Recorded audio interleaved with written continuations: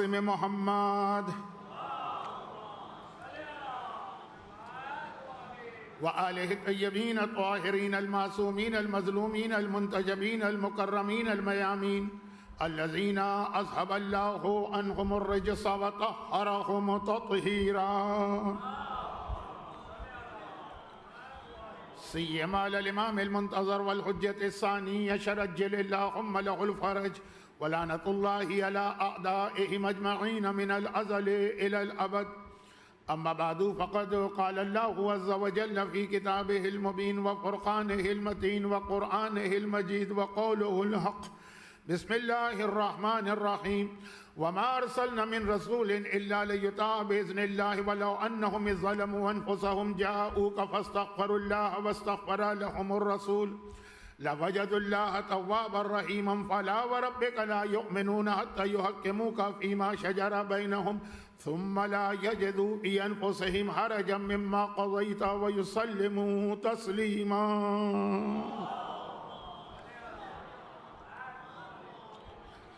1448 ہجری کے ایام اضحیٰ کے چھٹے عشرے کی یہ چند مجالس ہیں، کیونکہ عام طور پر نارتھ امریکہ میں پہلے عشرے کے بعد پورا عشرہ تو ہوتا نہیں ہے، ویکینڈ کی مجالس ہوتی ہیں، لیکن ہم لوگوں کی زبان بھی عادی ہے اور سننے والے مومنین کی بھی اس سلسلہ مجالس 3 ہوں 4 ہوں 5 ہوں اس کو عشرہ ہی کہا جاتا ہے. اور میں مسلسل وضاحت کر رہا ہوں کہ چونکہ یہ 40 کی ان تاریخوں کے بعد مجلسیں ہو رہی جب زیارت کرنے والے زیارت کر کے واپس آ رہے ہیں. شہزادی ثانیہ زہرا کی شہادت کی تاریخ بھی ہے، اور اب تو بہت زیادہ لوگوں کو آگاہی اویئرنیس ہو گئی ہے، اس لیے دنیا کے کئی علاقوں میں اس حوالے سے کئی مجالس ہو رہی ہیں. اور پھر کائنات کی سب سے افضل ہستی جس کے لیے یہ پوری کائنات خلق کی گئی اور جس کے طفیل اور برکت میں ہم یہاں بیٹھے ہیں، اس کی وفات کی تاریخ بھی بہت قریب ہے. اس اعتبار سے ہمارا ایک موضوع بن گیا تھا، لیکن اس سے پہلے کہ میں اپنی اس بات کو جو کل تک بات پہنچی تھی آگے بڑھاؤں، ایک گزارش تو یہ ہے کہ بعض اوقات شاید میرا انداز بیان تھوڑا فاسٹ ہو جاتا ہے، شاید میں بہت آہستہ پڑھنے لگا ہوں پہلے کے مقابلے میں، لیکن وہ پرانا میرا انداز ہو یا ابھی کا جو میرے اعتبار سے میں کافی سلو ہو گیا ہوں، بیچ میں لوگوں کو کچھ سوچنے کا، سمجھنے کا، سانس لینے کا موقع نہیں ملتا ہے. کیونکہ میں نے مجلس پڑھنے کی ٹریننگ جس سے لی اس کا یہی سٹائل ہے. کراچی کے ٹرک ڈرائیور ایک بار ایکسیلیٹر پہ پیر جاتا ہے ان کا تو اب رکتی نہیں ہے وہ ان کی گاڑی، وہ ٹرک چلا جا رہا ہے، بس کو اڑایا کہ رکشے کو اڑایا کہ سائیکل والے کو اڑایا. تو یہاں بھی آپ کو نعاف ملے گی، نواح ملے گی. میں دیکھتا بھی ہوں کہ بعض اوقات کوئی مومن نعرہ لگانے کے لیے بے چین ہے، جس کا میرا بھی دل چاہتا ہے لیکن میں رک نہیں پاتا ہوں. تو بہرحال آپ لوگ کراچی تو واپس جاتے ہیں اپنے اپنے وطن میں، تو وہاں کے ٹرک ڈرائیورز کو آپ دیکھتے ہی رہتے ہیں، تو یہ مجلس بھی برداشت کر لیجیے. یہ میں نے اس لیے کہا کہ بعض چیزیں شاید جلدی کی وجہ سے، ہر آدمی کا ذہن بھی اتنا تیز نہیں ہوتا ہے کہ فوراً وہ بات سمجھ جائے، شاید کوئی غلط فہمی ہو گئی. 2 دن مسلسل میں نے یہ عرض کیا تھا کہ آقا حسین کو مکمل اختیار تھا خاندان اہل بیت پر. ویسے تو ان کو ہر خاندان پہ اختیار ہے، لیکن خاندان اہل بیت تو چونکہ ان کا رشتہ دار بھی ہے. چنانچہ جب یزید کا پروپوزل معاویہ نے اپنی بعض سیاسی مصلحتوں کی بنیاد پہ دیا، یزید کو اسے اپنا ولی عہد بنانا، چنانچہ وہ چاہتا ہے کہ ایک ہی خاندان ایسا ہے جو سب سے زیادہ اس کی مخالفت کرے گا کھلم کھلا، اسے اپنے ساتھ ملا لے. تو وہ پروپوزل بھیجا. پروپوزل تو یہ تو ثانیہ زہرا کی بیٹی کلثوم ہے نا، جو ان سے کئی گنا زیادہ افضل ہیں، معصومہ عالم پیغمبر کی بیٹی. ان کے لیے بھی کیسے کیسے دشمنان اہل بیت کے پروپوزل آئے تھے. پروپوزل تو آتے ہیں، اور اگرچہ یزید کائنات کے بدترین انسانوں میں ہے، لیکن جن لوگوں نے شہزادی کونین کا پروپوزل بھیجا وہ یزید سے بھی بدتر تھے. تو پروپوزل کی اگر روایت پڑھی جائے تو اس پہ کسی کو اعتراض نہیں ہونا چاہیے. پروپوزل آیا لیکن قبول تو نہیں کیا. اور دونوں دن میں نے وضاحت کی کہ مروان نے ٹیکسیشن کے سسٹم کو استعمال کر کے پریشرائز کرنا چاہا، لیکن آقا حسین نے اس کے منہ پہ دے مارا یہ پروپوزل۔ یہ جملہ بھی کہا کہ ہم اپنی بیٹیاں دولت دنیا کی خاطر نہیں دیا کرتے۔ پتہ نہیں کسی کے ذہن میں غلط فہمی ہو گئی کہ میں نے یہ پڑھ دیا کہ شادی ہو گئی۔ بہرحال اگر کسی کو غلط فہمی ہوئی ہے تو بالکل غلط وہ سمجھا ہے، ایسی کوئی بات ہی نہیں کہی گئی۔ خیر، اگر ایسا نہ ہوتا تو مجھے تعجب ہوتا، یعنی اگر یہ سوال نہ آتا تو مجھے تعجب ہوتا کہ میں 2 دن تو پڑھ چکا ہوں، اعتراض نہیں ہوا۔ واقعات ہیں ہمارے پاس، ایک مومنہ پتہ نہیں کتنے ملین دینار لے کر، جب دینار کی ایک ویلیو تھی، آج تو کوئی ویلیو نہیں، نجف اشرف آئی تھی تاکہ آیت اللہ العظمیٰ آغا محسن حکیم کو خمس دیا جائے۔ بہت ہی بھاری بھرکم شخصیت تھی، بہت ہی عظیم علمی شخصیت تھی، اور ان کا وجود، میں آج کسی مجلس میں پڑھ رہا تھا کہ سعد ابن معاذ کے لیے پیغمبر نے کہا کہ تمہارا وجود خالی تمہارا ہونا شفن فی حلوق الکافرین، کافروں کے گلے میں اٹکی ہوئی ہڈی کی مانند ہے کہ ان کو چین نہیں آ رہا۔ تو آغا محسن الحکیم کا خالی وجود نجف کے اندر، یہ جو صدام ودام تھے یہ سب ان کے زمانے کے تھے، ہمت نہیں تھی کسی میں، اور ایسا انہوں نے روکا تھا کہ ان کے بعد ان کے خاندان سے بھرپور انتقام لیا گیا۔ 72 نوجوانوں کے سر ایک دن میں کاٹ کر تشت میں سجا کر آغا حکیم کے سب سے بڑے بیٹے کو بھجوائے گئے تھے، وہ ایک دن کی بات ہے، اور 20 سال یہ مظالم کا سلسلہ چلا۔ تو بہرحال جب وہ آئی خمس دینے کے لیے تو جیسے ہی نجف میں قدم رکھا، جتنے لوگ ملے، ٹرانسپورٹ والے کے، ہوٹل والے کے، ریسٹورانٹ والے کے، عام سب آغا حکیم کی تعریف کر رہے ہیں، ایسا عظیم مرد۔ ان کے کتنے بیٹے بعد میں بھی شہید ہوئے ہیں۔ سوڈان میں صدام نے ان کے بڑے بیٹے، ان کے درمیانی بیٹے آغا مہدی حکیم کو شہید کی۔ حتیٰ ان کامیابی کے بعد جب عراق میں اسلامی حکومت قائم ہو گئی تب بھی آیت اللہ باقر الحکیم، انہیں بھی جمعے کے دن جمعے کے خطبے میں شہید کیا گیا۔ تو خاندان اتنا بڑا تھا، ہر آدمی تعریف کر رہا ہے، اس نے کہا میں خمس نہیں دوں گی۔ وہ آئی اسی کام کے لیے، زیارت کے لیے نہیں آئی ہے، رقم لے کے آئیے کہ میں نہیں دوں گی۔ جس کی سب لوگ تعریف کریں اس میں کوئی نہ کوئی خرابی ضرور ہوتی ہے۔ یہ ہو ہی نہیں سکتا ہے کہ کوئی آدمی صحیح بات کہے اور کوئی اس پر اعتراض کرنے والا نہ ہو۔ ایک دن مسجد کوفہ میں وہ گئی، اہم ترین مساجد میں سے ایک ہے، تیسری اہم ترین مسجد ہے مکے اور مدینے کے بعد۔ تو دیکھا کہ کوئی صاحب نماز پڑھ رہے ہیں اور قنوت میں دعا کر رہے ہیں کہ اللہم لن محسن الحکیم، خداوندہ لعنت ہو لعنت ہو، 100 دفعہ لعنت کی تسبیح پڑھی آغا حکیم پر، دل کو اطمینان ہو۔ ہوٹل آتے ہی پہلا کام یہ کیا کہ رقم لی، ان کو دے کے آئی اور اپنے وطن چلی گئی۔ تو اب یہ تو ایک فطری اور نیچرل بات ہے، کچھ باتیں لوگ سمجھ نہیں پاتے، کچھ میں ان کے ذہن کام نہیں کرتے ہیں، تو ہو سکتا ہے اور بھی کوئی ایسی بات ہوئی ہو، لیکن بہرحال اس کے بارے میں تو مجھے 100% یقین ہے کہ میں نے یہ جملہ کہا ہی نہیں کہ شادی ہو گئی۔ دونوں دن یہ کہا، پہلی اور دوسرے مجلس میں کہ ٹھکرا دیا گیا۔ اچھا اب آئیے گزارش اور کر دوں، ایک طریقہ ہوتا ہے، اچھا طریقہ ہے، اسلام بھی اس کا قائل ہے، من لم یشکر الناس لم یشکر اللہ، جو انسانوں کو تھینک یو کرنا نہیں سیکھتا ہے وہ کبھی اللہ کا شکر ادا نہیں کر سکتا۔ تو یہ جو ہمارے ایک طریقہ ہے، یہ خالی ایک روایتی طریقہ نہیں ہے۔ ایک مہمان خطیب آتا ہے تو انتظامیہ اس کا شکریہ ادا کرتی ہے، پھر وہ خطیب انتظامیہ کا شکریہ ادا کرتا ہے۔ میں بھی شکر گزار ہوں مومن سینٹر کی انتظامیہ کا، مجھے یہ موقع دیا، لیکن اس کے بعد انہوں نے ایک جملہ ایسا کہا کہ جس کے میں تھوڑی وضاحت کر دوں۔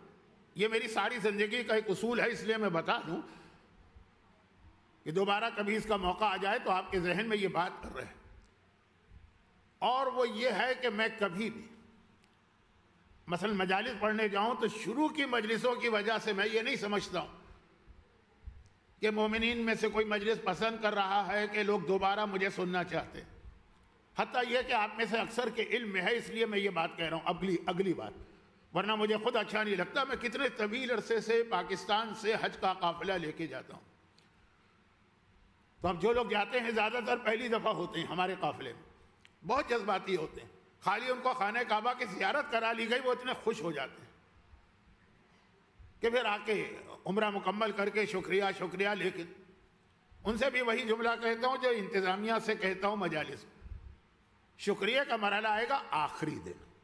ہاں یہ تو ٹھیک ہے کہ آپ نے مجھے بلایا تو میں آپ کا شکریہ ادا کروں، لیکن آخری دن اندازہ ہوتا ہے۔ پہلے دن تو جوش میں بہت لوگ آ جاتے ہیں، آخری دن پتہ چلتا ہے کہ واقعاً کون لوگ سننا چاہتے ہیں اور کون شروع میں دھوکہ کھا کے آ گئے۔ جیسے انہوں نے ایک لفظ استعمال کیا جو میری سمجھ میں اب تک نہیں آ رہا ہے کہ بر صغیر کے مشہور و معروف خطیب، مجھے اپنے شہر میں چند گلیوں کے علاوہ کوئی نہیں جانتا ہے، تو یہ اتنا مشہور میں کب سے ہو گیا بھائی؟ لیکن خیر وہ ان کی محبت ہوگی۔ حج میں بھی میں کہتا ہوں آخری دن جب حج مکمل ہو جائے پھر آ کے کہیے گا کہ آپ کو شکریہ ادا کرنا ہے کہ لعنت کرنا۔ 30 دن 35 دن جو ہے وہ آپ کو صحیح خدمت دی گئی، پہلے دن تو سب جوش میں۔ چنانچہ اس مجمع میں بھی آج تو نظر نہیں آ رہے، 2 دن کچھ ایسے مومنین تھے جنہوں نے اس سال بھی حج کی، ہم سے پوچھی پہلے دن جب عمرہ کر لیا، پہلے دن وہ جوش میں خانہ کعبہ کی زیارت کی ہے، مومن واقعاً خوشی کی کیفیت ہوتی ہے۔ مولانا فوٹو لینا ہے، میں نے کہا میں فوٹو کو حرام نہیں سمجھتا، منع نہیں سمجھتا، آخری دن فوٹو کھینچیے گا تاکہ اندازہ ہو کہ اس وقت تک یہ آپ کا جوش، یہ جذبہ، یہ عقیدت باقی ہے کہ نہیں۔ پوچھیے آخری دن فوٹو ہوتا ہے ہمیشہ، اسی طرح آخری مجلس، اور وہ آپ خود دیکھ رہے ہیں، پیچھے پلٹ کے دیکھ لیجئے پہلے 2 دن مومنین کس طرح سے تھے اور آج کتنے۔ آج وہ مجمع ہے جسے میں کہوں گا کہ cut to the original size. تو بہرحال اس کی وجہ سے میں نے نہ کہیں مجلسیں قبول کی ہیں کہ مجمع زیادہ آتا ہے، نہ کہیں رد کیا ہے کہ مجمع کم آتا ہے، لیکن یہ اب اندازہ ہو رہا ہے کہ ہاں یہ ہیں مومنین کرام، جو وہ بھی پتہ نہیں کتنے ایسے لوگ ہیں جو صرف عزاداری کی وجہ سے آ کے بیٹھے ہوئے۔ لیکن بہرحال میں تو اپنے اسی انداز سے بات پڑھوں گا، اور جو میں نے ایڈوانس وارننگ دے دی تھی کہ اس مجلس میں حد اتنا کھلا نہیں رکھا جائے گا، اب اتنا وقت بھی نہیں ہے کہ میں وہ ساری باتیں پڑھوں، میں آج ایک اور جگہ وہ پڑھ کے آ چکا ہوں کافی باتیں، لیکن بات آگے بڑھے گی کہاں سے؟ چھوٹا موٹا ایک کورس جرنلزم کا کرنے کی بھی میں نے کوشش کی تھی، ناکام رہا تھا، نکال دیا گیا تھا اس انسٹیٹیوشن سے بھی اور اس کلاس سے بھی کہ یہ آپ کے بس کی بات نہیں، کیونکہ جرنلزم تو بہرحال ہوتا ہی جھوٹ ہے۔ لیکن اس میں بالکل شروع میں ایک مثال ہم لوگوں کو دی جاتی ہے، اور وہ یہ ہے کہ جرنلزم یعنی خبر، جس زمانے کی میں بات کر رہا ہوں اس زمانے میں صرف اخبارات ہوتے تھے، پرنٹ میڈیا جو اب میوزیم میں رکھے جاتے ہیں، اب تو زمانہ گیا نا، بہت آگے نکل گیا۔ کہا کہ نہیں، خبر جو ہے نا، ہر واقعے کو خبر نہیں کہتے کہ نیوز پیپر میں چھپے۔ اگر ایک کتا جو ہے وہ لوگوں کو کاٹ لے، یہ کوئی خبر نہیں ہے، نارمل چیز ہے۔ خبر اسے ہے کہ کوئی انسان پلٹ کے کتے کو کاٹ لے، کہا جو نئی چیز ہوتی ہے، یونیک، وہ خبر ہوتی ہے۔ اب میں نے یہ مثال کیوں دی آج؟ مثال اس لیے دی کہ اگر کوئی تھرڈ ورلڈ کنٹری سے امریکہ آ رہا تو یہ کوئی خبر نہیں، ہر ایک تڑپتا ہے۔ ہر ایک سے مطلب یہ کہ کافی لوگ، کچھ لوگ ایسے بھی ہیں کہ جن کو نہیں چاہیے لیکن کافی لوگ، اور امریکہ سے مطلب امریکہ نہیں ہے، پورا ویسٹ، کہیں بھی ان کو جگہ مل جائے سر چھپانے کی، جان خطرے میں ڈال کے آتے ہیں، ڈنکی لگا کے آتے ہیں، سمندر میں تیر کے آتے ہیں، کیسے کیسے بارڈرز کراس کر کے آتے ہیں۔ یورپ میں تو بہت بڑا یہ مسئلہ ہے۔ تو خلاصہ یہ ہے کہ اب یہ لوگ اتنا آتے ہیں، اس میں کوئی تعجب نہیں ہوتا، بھئی فلاں خاندان کے بچے نکلے اور امریکہ آنا ہے، اور فلاں فیملی کے، اور فلاں شہر کے، اور کوئی نہیں۔ تعجب کب ہوتا ہے مجھے، اور مجھے کیا ہر ایک کو، جب پتا چلے کہ اچھا خاصا ویل سیٹلڈ ایک آدمی سب کچھ بیچ باچ کے، چھوڑ چھاڑ کے سب کچھ واپس چلا گیا کراچی میں۔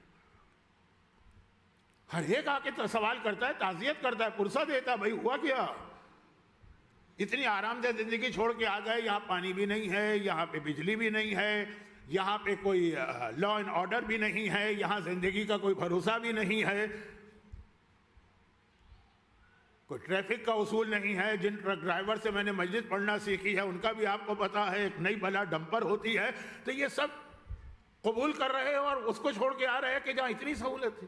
ہر ایک پوچھے گا، خبر ہم کو کراچی میں ملے گی کہ فلاں صاحب کا بیٹا امریکہ یا کینیڈا یا انگلینڈ میں سیٹل ہو گیا، ہم نہیں پوچھیں گے بھائی وائے، لیکن جب پتا چلے گا یہاں اچھا خاصا ویل سیٹلڈ، تو ویل سیٹلڈ نہیں ہے، دھکے مار کے نکالا جا رہا ہے وہ الگ بات ہے، لیکن اچھا خاصا سیٹلڈ وہ آیا، ہر آدمی پوچھنے جائے گا کیا ہوا۔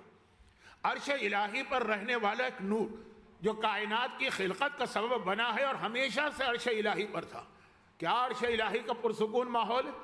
مرنے کے بعد بھی ہم اس میں تو نہیں جائیں گے، اس کے قریب قریب جائیں گے نا. جنت تو عرش الہی کے قریب قریب ہے.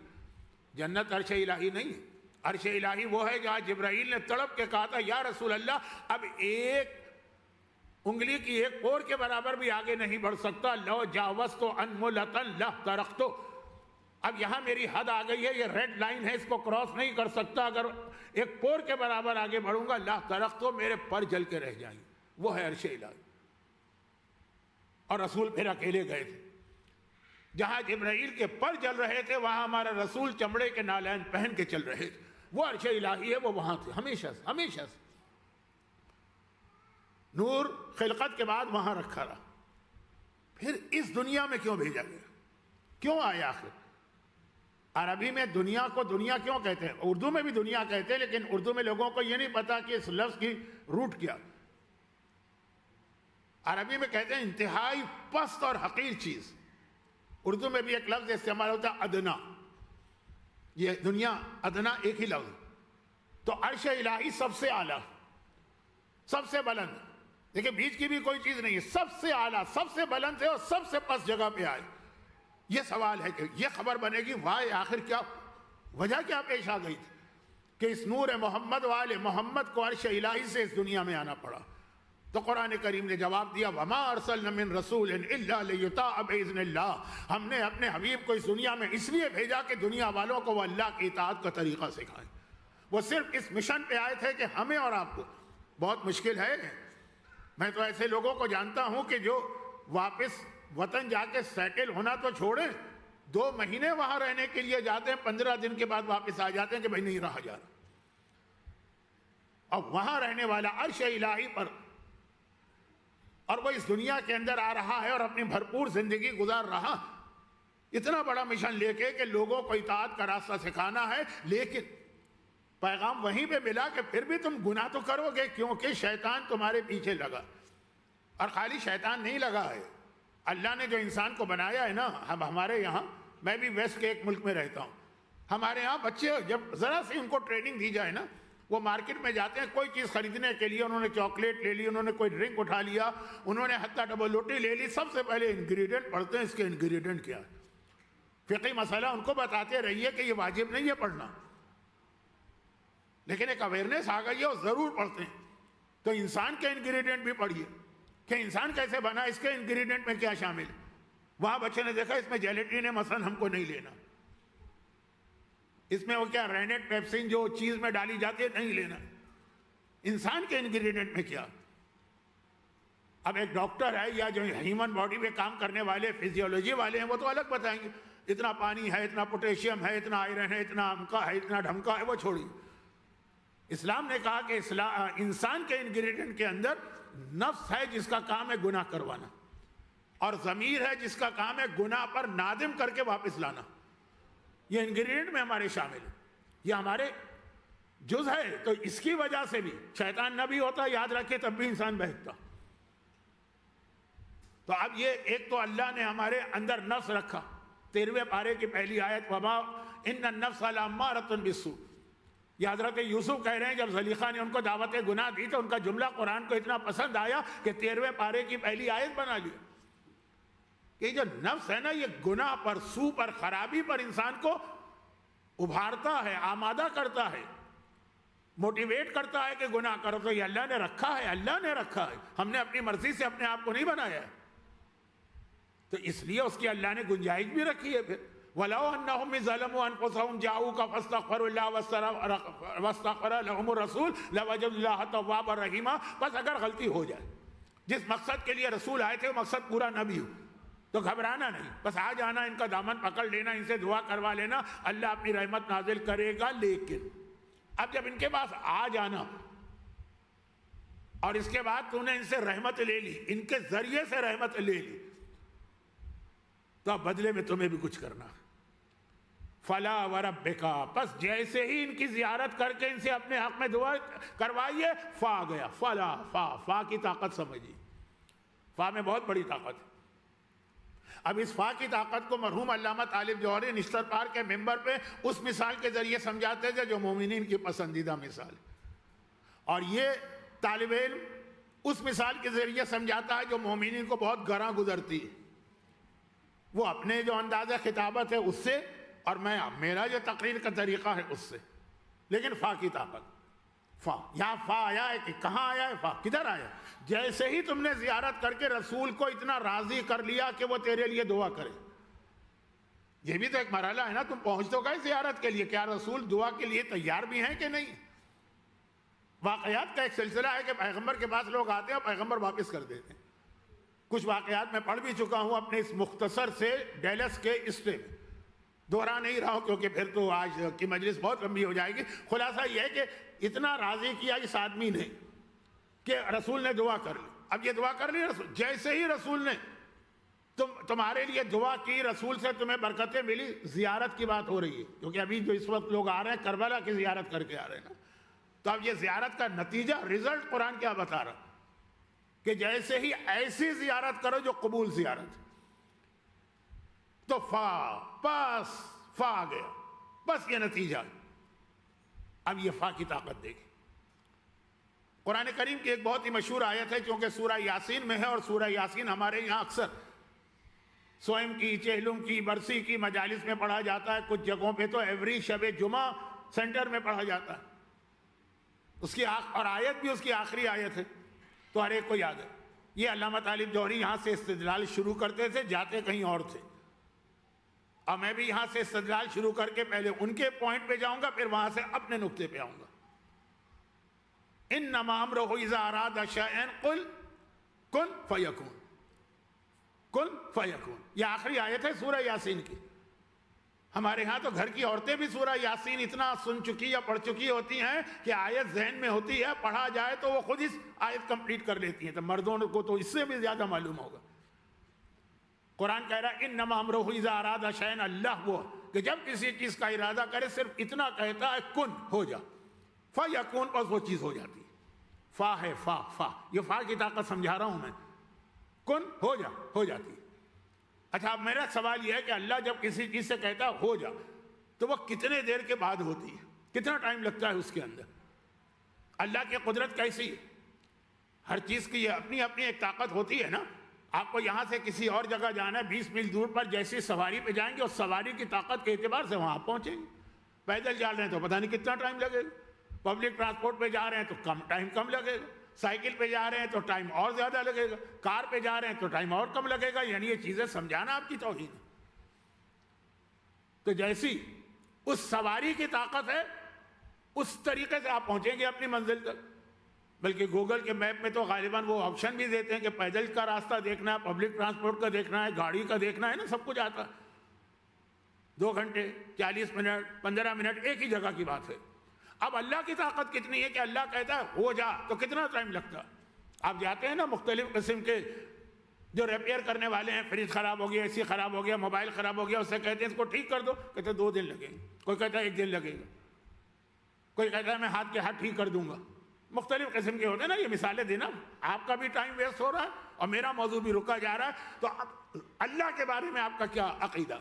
کوئی حدیث نہیں پڑھیے، کوئی آیت نہیں پڑھیے، صرف اپنے دل سے پوچھئے کہ اللہ کہتا ہے یہ کام ہو جا، فیکون، اللہ کہتا ہے فا، اصل زور فا پر ہے کہ وہ ہو جاتا ہے۔ کتنا ٹائم لگتا ہے؟ آنن فانن، اردو میں آنن فانن جو آئے نا، یہی فا ہے، فوراً۔ سیکنڈز بھی بہت زیادہ ہیں، پہلے زمانے میں تو سیکنڈ ہوتا تھا آخری، اب تو اس کے بعد کیا مائکرو سیکنڈ اور ملی سیکنڈ اور پتہ نہیں کیا کیا، چھوڑ دیجیے فضول باتیں۔ کوئی خلاصہ کوئی وقت نہیں لگتا، ادھر اللہ کا ہو جا اور وہ چیز ہو جاتی۔ حتیٰ جس کے اندر نیچرل ٹائم بھی چاہیے، اگر اللہ چاہے ہو جا تو ہو جاتی۔ بچے کو ماں کے پیٹ میں 9 مہینے چاہیے ہوتے ہیں۔ لوگ آتے ہیں مولانا کوئی دعا بتائیے، اولاد نہیں ہو رہی ہے، دعا بتائیں گے تو کل بچہ نہیں پیدا ہوگا اس دعا سے، اگر قبول بھی ہے تو 9 مہینے لگیں گے، معلوم ہے ہر ایک کو۔ لیکن اللہ اگر حضرت مریم سے کہیں تو آنن فانن بچہ ہو جائے گا، وہاں پہ ٹائم نہیں چاہیے۔ آنن فانن یعنی جس چیز کو واقعاً بھی نیچرل پروسیس میں ٹائم چاہیے، جب اللہ کہہ دے فیکون ہو جاتا ہے۔ یہ فا کی طاقت کہ کوئی گیپ نہیں آئے گا اللہ کے حکم اور اس چیز کے کریشن میں۔ ٹھیک ہے، اب یہ تو ہوئی وہ بات جس کا تعلق پروردگار کی طاقت سے ہے۔ تو مومنین بیٹھے ہوتے ہیں کہ بڑی خوش بات ہو رہی ہے، کیا کہاں چلے گئے یہ مولانا لوگ، یہ میرا نقطہ نہیں ابھی تک، ابھی میرا نہیں شروع ہوا، وہ تو اس سے بھی خوش کر۔ یہ تو علامہ طالب جوہری کا استدلال. وہ کہتے ہیں اب اس سے سمجھو. غدیر خم میں جب پیغمبر نے اعلان کیا تو وہاں فا کے ذریعے اعلان کر کے طاقت بتائی. کہا من کنت مولا فعلی مولا, کہ میری ولایت اور علی کی ولایت میں اتنا ہی فاصلہ ہوگا جتنا اللہ کے کن کہنے اور فیکن کہنے میں ہوتا. اور آپ میں سے جو لوگ نشتر پاک جاتے ہیں ان کو پتا ہے کہ وہاں پہ جب انہوں نے یہ پڑھا ہوگا تو کیا یہ پبلک کا ریئیکشن ہوا ہوگا کہ وہ جو چھت ہے, وہ جو شامیانے وہ گرنے لگے ہوں گے. فیکون, وہ طاقت بتائیے غدیر خم میں کہ میری ولایت اور علی کی ولایت کے بیچ میں 1 سیکنڈ کیا, مائکرو سیکنڈ کیا, ملی سیکنڈ کا کبھی فاصلہ نہیں ہو سکتا. بھائی ادھر میری ولایت ہے, ادھر علی کی ولایت ہے, ادھر اللہ نے کہا کن وہ چیز ہو گئی اسی طرح سے. اب جہاں تک وہ پہنچے اس کے آگے میری بات سن لیجئے جو آج کا موضوع نہیں ہے, لیکن جب میں نے اتنی محنت کر کے آپ کو یہاں تک پہنچایا تو ذرا سا آخری. اب ایک تیسرا فا بھی سنیے, ایک اللہ کی طاقت, ایک علی کی ولایت, اور تیسرا فا کیا ہے؟ بسم اللہ الرحمن الرحیم انا اعطیناک الکوثر. اے حبیب ہم نے تمہیں فاطمہ عطا کی. فاطمیہ مجالس 5 ہوتی ہیں, 10 ہوتی ہیں, میں 10 بھی پڑھتا ہوں, 5 بھی پڑھتا ہوں, وہاں سے یہ سورہ موضوع بنتا ہے. یہاں کوئی اور بات کہہ رہا ہوں. کوثر شہزادی کا نام ہے.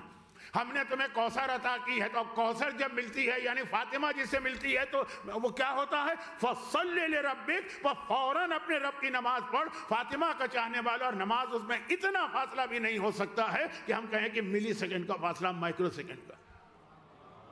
جہاں پہ فاطمہ کا چاہنے والا ہوگا وہاں نماز ضرور ہوگی, جہاں نماز نہیں ہے وہاں سمجھے فاطمہ کی محبت بھی کامل نہیں. یہ فا کی طاقت جو میں بتاتا ہوں اپنے موضوع کے اعتبار سے. میرا موضوع تو نماز ہی ہوگا نا, میرا موضوع تو نماز اور اہل بیت کا رشتہ ہوگا نا. تو یہ تو فا کی طاقت آئی. آئیے اب زیارت میں فا کی طاقت سمجھیے, جو اصل میرا عنوان بنا تھا پہلی مجلس. کہا کہ تم گئے, جاؤ کا تیرے پاس آئے حبیب, اور خالی یہ نہیں ہے کہ انہوں نے دعا کی, تم نے بھی ان کے لیے دعا کر دی, یعنی اسے راضی ہوگا. بس اب اس کا نتیجہ کیا نکلے گا کہ جب یہ واپس آئیں گے تو اتنا اللہ کے اطاعت گزار بن کے آ جائیں گے کہ جو تو کہے گا ان کے دلوں میں بھی ذرا سی تنگی پیدا نہیں ہوگی. یہ ترجمہ کل آ چکا ہے لیکن کل فا کی طاقت نہیں آئی. ظاہر کس طرح سے پلٹ کے آئے, جاتے وقت جیسا بھی جائے ہمیں اس سے کوئی غرض نہیں. وہ بے حجاب عورت جائے, وہ داڑھی منڈوا کے مرد جائے, وہ شراب پیتا ہوا کوئی گناہگار جائے, وہ بے نمازی جائے, وہ خمس کھانے والا جائے, وہ والدین پہ ظلم کرنے والا جائے, جاتے وقت جس طرح جا رہا اس سے کوئی غرض نہیں. مسئلہ ہے آتے وقت کس طرح آئے گا. کوئی قوالی سے آپ کے ذہن میں آ گئی ہوگی کہ جاتے وقت موسیٰ کے قدم کچھ اور تھے, آتے وقت کچھ اور. آتے وقت کو قرآن بتا رہا ہے, جاتے وقت کو نہیں بتا رہا. جاتے وقت کو بتایا کہ گناہ کے ساتھ جا رہا ہے, گناہ کے ساتھ جا رہا ہے, لیکن آتے وقت کیسا آئے گا؟ آتے وقت, اب میں مختصر کر رہا ہوں, آیت کا ترجمہ بھی نہیں کر رہا ہوں کیونکہ آیت بہت لمبی ہے. وَلَا وَرَبِّكَ لَا يُؤْمِنُونَ حَتَّىٰ يُحَكِّمُوكَ فِيمَا شَجَرَ بَيْنَهُمْ ثُمَّ لَا يَجِدُوا فِي أَنفُسِهِمْ حَرَجًا مِّمَّا قَضَيْتَ وَيُسَلِّمُوا تَسْلِيمًا. آیت لمبی ہے, ترجمہ بھی لمبا. خلاصہ یہ ہے کہ آتے وقت سر سے پیر تک اطاعت خدا میں ڈوبا ہوا ہے, حکم رسول کے آگے سر جھکاتا ہوا ہے. اس کے بعد نہ آرگومنٹ, نہ کوئی ڈیبیٹ, نہ کسی چیز کے بارے میں تفصیل پوچھنا. آج 2026 اگست کا مہینہ ہے, شاید اگست چل رہا ہے 2026.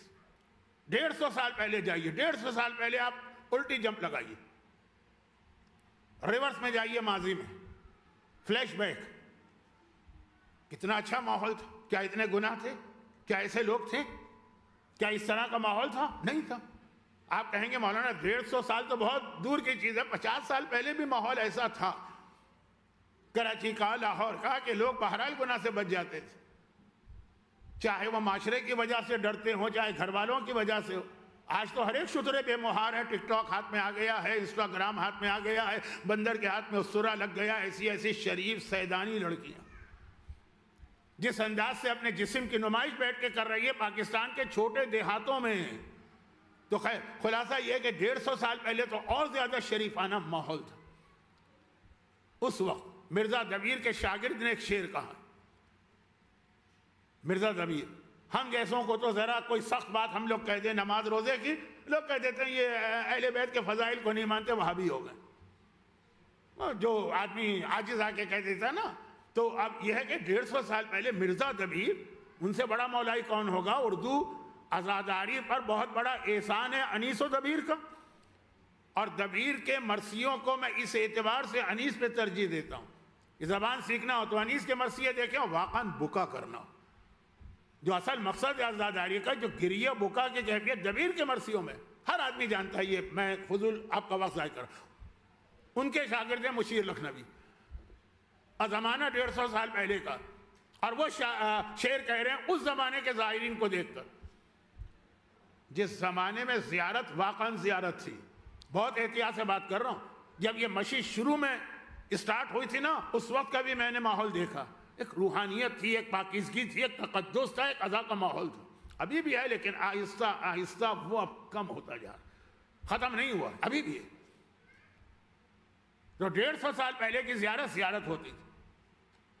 ہندوستان کے لوگ پانی کے جہاز پہ، ہندوستان مطلب بر صغیر ہند و پاک، جس کا مجھے معروف خطیب بنایا گیا. میں آج لا کے ڈھونڈوں گا کہ بر صغیر ہند و پاک رضویہ سوسائٹی کا نام ہے کہ کوئی بڑا علاقہ.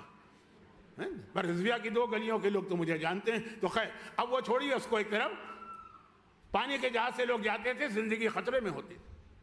اس زمانے کے جہاز بھی اتنے محفوظ نہیں ہوتے تھے. جو جا رہا ہے سمجھیے کہ وہ گھر والوں کو اس طرح مل کے جاتا ہے جیسا مرنے جا رہے ہیں واپس نہیں آئیں گے، اور پھر تکلیفیں وہاں پہنچ کر بھی سہولتیں کچھ نہیں. وہ واقعاً ظاہر ہوتے تھے. مگر مشیر کہتے ہیں زوار آئے ہیں بڑے شور و شین سے، ایمان لپٹ کے رہ گیا قبر حسین سے.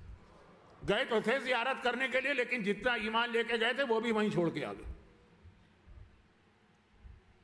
وہ جب قبر حسین سے لپٹے نا، اس زمانے میں تو مجمع اتنا زیادہ بھی نہیں ہوتا تھا، عورتوں اور مردوں کے درمیان الگ الگ پارٹیشن بھی نہیں تھا. لوگ قبر پہ گرتے بھی تھے، یعنی زری کے اوپر لپٹتے بھی تھے.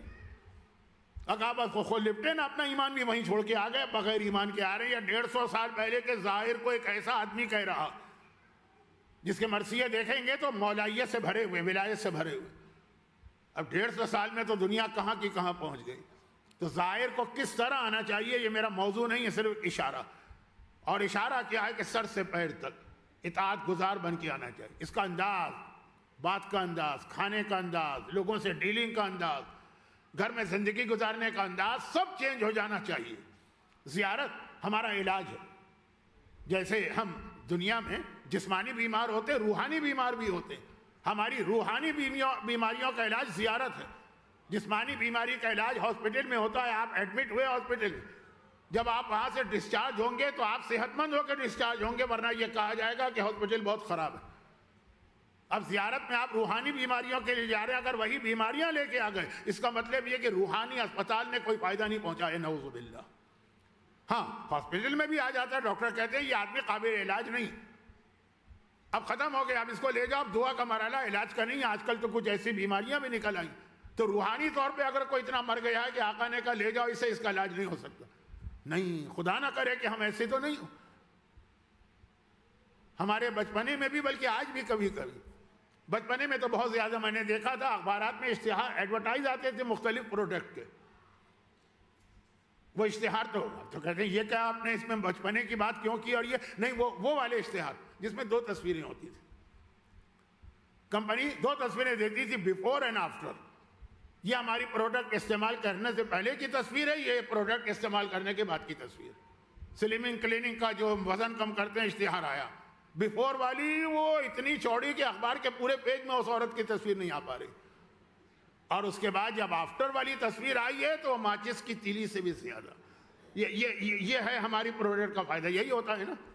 میرے زمانے میں بچپنے میں ایک کریم بہت مشہور تھی، رنگ گورا کرنے والی. خدا معلوم کیا خناس انڈیا پاکستان کی عورتوں کے دماغ میں، ہر ایک کو گورا ہونا اور گوروں کو کالا ہونا. خیر، تو ابھی بات یہ ہے کہ کریم ایک آتی تھی، اور اس کے بعد پھر 2 تصویریں چھپتی تھی کہ ایک نگیٹو چھاپ دیتے تھے کیزل بیفور، اور اس کے بعد ایک بہت ہی روشن چمکدار گوری گوری لڑکی کی تصویر آفٹر. اور کہا 3 دن کے بعد. اشتہار بھی دلچسپ ہوتے تھے جنگ اخبار میں. پاسپورٹ آفیسر نے پاسپورٹ پھینک دیا کہ تم جعلی پاسپورٹ لے کے آیا، کیونکہ جب وہ آئی تھی تو تصویر تھی اس کی کالی بھجنگ. اب جب جا رہی ہے تو اتنی گوری ہے کہ مل ہی نہ رہی ہے تصویر، اور کیونکہ اس نے 7 دن ہماری کریم لگائی. دولہا نے شادی سے انکار کر دیا، گھونگھٹ اٹھاتے ہی تیسرے دن ہاتھ پاؤں جوڑ کے رو گیا، کیونکہ دلہن کالی تھی. 3 دن اس نے ایم ایکس کریم لگائی ہے، وہ اتنی گوری ہو گئی کہ دولہا تڑپ رہا ہے کہاں چلی گئی وہ گوری. یہ میں اشتہار بتا رہا ہوں جو ہمارے ہاں چھپتے تھے اور ابھی بھی بات چھپتے ہیں. دنیا میں آپ کو معلوم ہے نا کہ سب سے زیادہ کون سی پروڈکٹ چلتی ہے؟ کیوں لوگوں کو کس چیز کی فکر ہے؟ بال کی، بال اگانے. بہت زیادہ یہ یعنی بلین آف ڈالر کی انڈسٹری، ایک وزن کم کرنے کی اور ایک ہی ہے. لیکن وہاں بھی یہی بالکل ایک صاف میدان جو ہے وہ تصویر آتی ہے، اور اس کے بعد اتنے بال 2 دن 3 دن، وہ 2 4 5 سال کا نسخہ نہیں ہوتا ہے، بلکہ کسی تو وہ جو بال اگانے والی آئل ہوتے ہیں نا، اس پہ لکھا بھی ہوتا تھا اسے ہاتھ میں لے کے نہیں لگائیے گا، کہیں آپ کے ہاتھ میں بال نہ اگائیں، یہ اتنی جلدی اثر کرتی ہے. مثلا یہ ساری چیزیں غلط ہے. اگر صحیح ہے تو زیارت پر جانے والا جانے سے پہلے وہ کچھ اور ہونا چاہیے، آنے کے بعد کچھ اور ہونا چاہیے. اور اسی طرح چینج ہونا چاہیے جو ابھی میں نے آخری مثال دی تھی کہ بال ہتھیلی پہ نہ اگائیں، کہ صرف کربلا میں 3 دن آپ قیام کر لیں، ضرورت نہیں ہے 10 سال رہیں. 5 دن قیام کر لیں، 1 دن قیام کر لیں. آقا حسین کی زری کا اتنا تو معجزہ ہونا چاہیے کہ جو ان کے قریب جائے وہ بدل جائے، اگر ایمان کے ساتھ ہے. ہاں شمر ہے، یزید ہے، عمر سعد ہے، ان کی بات چھوڑی. اور یہ قرآن نے مختلف انداز سے پیغام دیا. میں نے اپنی مثالوں کے ذریعے پیغام دیا. فلا وربک لا یؤمنون، تیرے رب کی قسم یہ زیارت کر کے آ رہے ہیں تو مومن نہیں ہے. یہی مشیر نے کہا تھا ایمان لپٹ کے رہ گیا. یہ اسی آیت کو شعر میں ڈھالا تھا. اس طرح سے تبدیلی چاہتا ہے اسلام اس زیارت کے ذریعے. محبت کا تقاضا تو ہے. ہم اور آپ تو جاتے بھی ایک طرح سے پرسہ دینے کے لیے ہیں، لیکن جس کے پاس جا رہے ہیں وہ پرسہ لیتے ہوئے کہتا ہے کہ اگر میرے پاس آ رہے ہو تو تم میں یہ تبدیلی خود بخود آنی چاہیے. گرم چیز کے پاس بیٹھیں گے آپ بھی گرم ہو جائیں گے، بہت ٹھنڈی چیز کے پاس بیٹھیں گے آپ کے ہاتھ بھی جو ہے نا وہ ٹھنڈے ہو جائیں. جو معصوم کی زری کے اتنا قریب ہوگا وہ معصوم نہیں بنے گا، تو معصوم جیسی اس میں شباہت آنے لگے. یہ قرآن ہے، یہ زیارت ہے. کیونکہ زیارت تو 20 ملین 22 اس سال کتنا تھا، تقریباً 20 ملین زائرین کا فگر آیا، جبکہ حالات اتنے خراب بھی تھے اس ریجن کے. اس کے باوجود یہ تبدیلی آنی، یہ زیارت کا مقصد بتایا جا رہا. اور پھر یہ کہا گیا کہ رسول آئے اسی لیے تھے کہ تمہیں سر سے پیر تک اطاعت والا بنائے. تم نہیں بن پاؤ گے تو آؤ زیارت کر لو، زیارت کے نتیجے میں تم ایسے بن پاؤ گے. اور اس میں خاص طور پر اگلا جملہ بڑا اہم ہے. اصل تو وہ جملہ تھا جس کے لیے میں نے آپ کو 2.5 دن زحمت دی. اب اصل جملہ شروع ہو رہا ہے، اور وہ یہ ہے کہ زیارت جاؤ. ایمان میں لپٹ کے رہ گیا، چلو وہ بھی مان لیا ہم نے، جیسے گئے تھے ویسے ہی آ گئے، وہ بھی مان لیا ہم نے. لیکن اگر کہیں ہم کو یہ اطلاع ملے کہ ہم گئے زیارت کے لیے اور جس معصوم کے پاس گئے اس نے ہمیں دیکھ کر انتہائی ناگواری سے اپنا چہرہ پھیر لیا اور یہ جملہ استعمال کیا کہ میں تمہاری شکل نہیں دیکھنا چاہتا، نعوذ باللہ، کتنا اسٹرانگ جملہ ہے یہ جملہ استعمال نہیں کیا کسی امام نے، لیکن لفظ جو استعمال کیا اس سے ملتا جلتا. کس کے لیے کہا کہ جو آئے ہیں ظاہر ہوئے نا، اور زندگی میں استعمال کیا.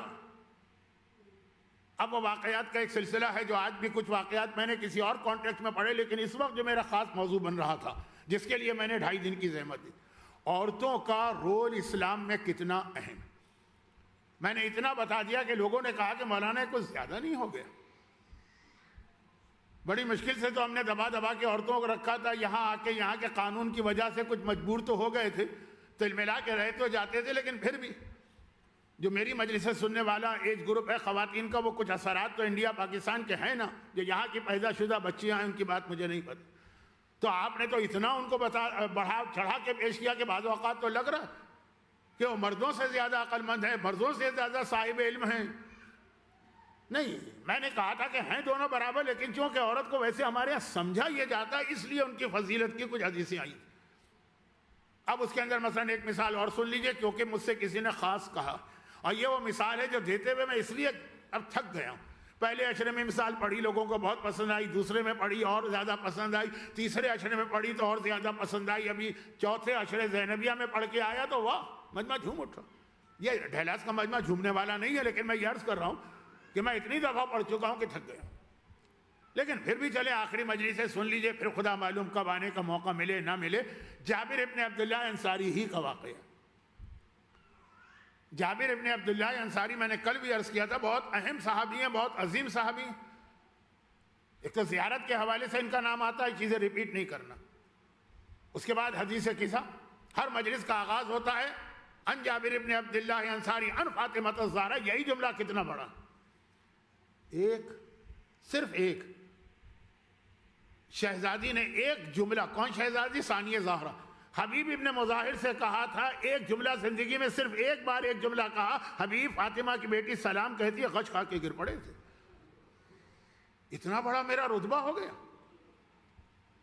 کہ فاطمہ کی بیٹی ثانیہ زہرا مجھے سلام براہ راست مجھ سے بات کرے۔ جابر نے تو پوری حدیث کے ساتھ سنی ہے شہزادی سے۔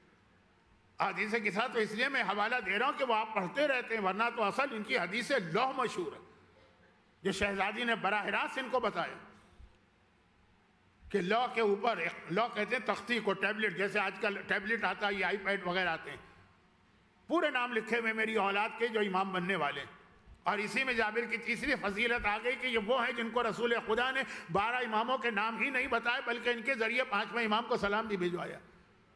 جابر کے حالات نہیں پڑھ رہا ہوں، لیکن چونکہ جو واقعے کا نتیجہ نکل رہا ہے اس میں پہلے جابر کی عظمت آپ کے سامنے آئی تو جابر کی بیوی کی عظمت سامنے آئی۔ اب پیغمبر اسلام نے ایک بار جابر سے پوچھا تھا جابر تو نے اس عورت کو کیوں چوز کیا؟ جابر نے وجہ بتائی تھی، بہت جلدی کروں۔ جابر کے والد جنگ احد میں شہید ہوئے، جنگ احد میں بہت قرضہ بھی چھوڑ کے گئے، رسول نے ان کا قرضہ ادا کروایا۔ ایک بہت دلچسپ واقعہ ہے جس سے ایک بہت اہم فقہی مسئلہ بنتا ہے پاکستان کا کہ مسلمان بینک میں اگر آپ پیسے رکھوائیں اور وہ خود سے سود دیں تو کوئی حرج نہیں، خود سے، وہ پھر تفصیل ہے، میرے اس جملے پہ ابھی مت جائیے گا، یہ فقہی مسئلہ ہے، جلدی میں غلط نہ ہو جائے۔ لیکن جابر کا واقعہ، اور پھر ان کی بیٹیاں بہت تھیں، جابر کے والد کی، یعنی جابر کی بہنیں۔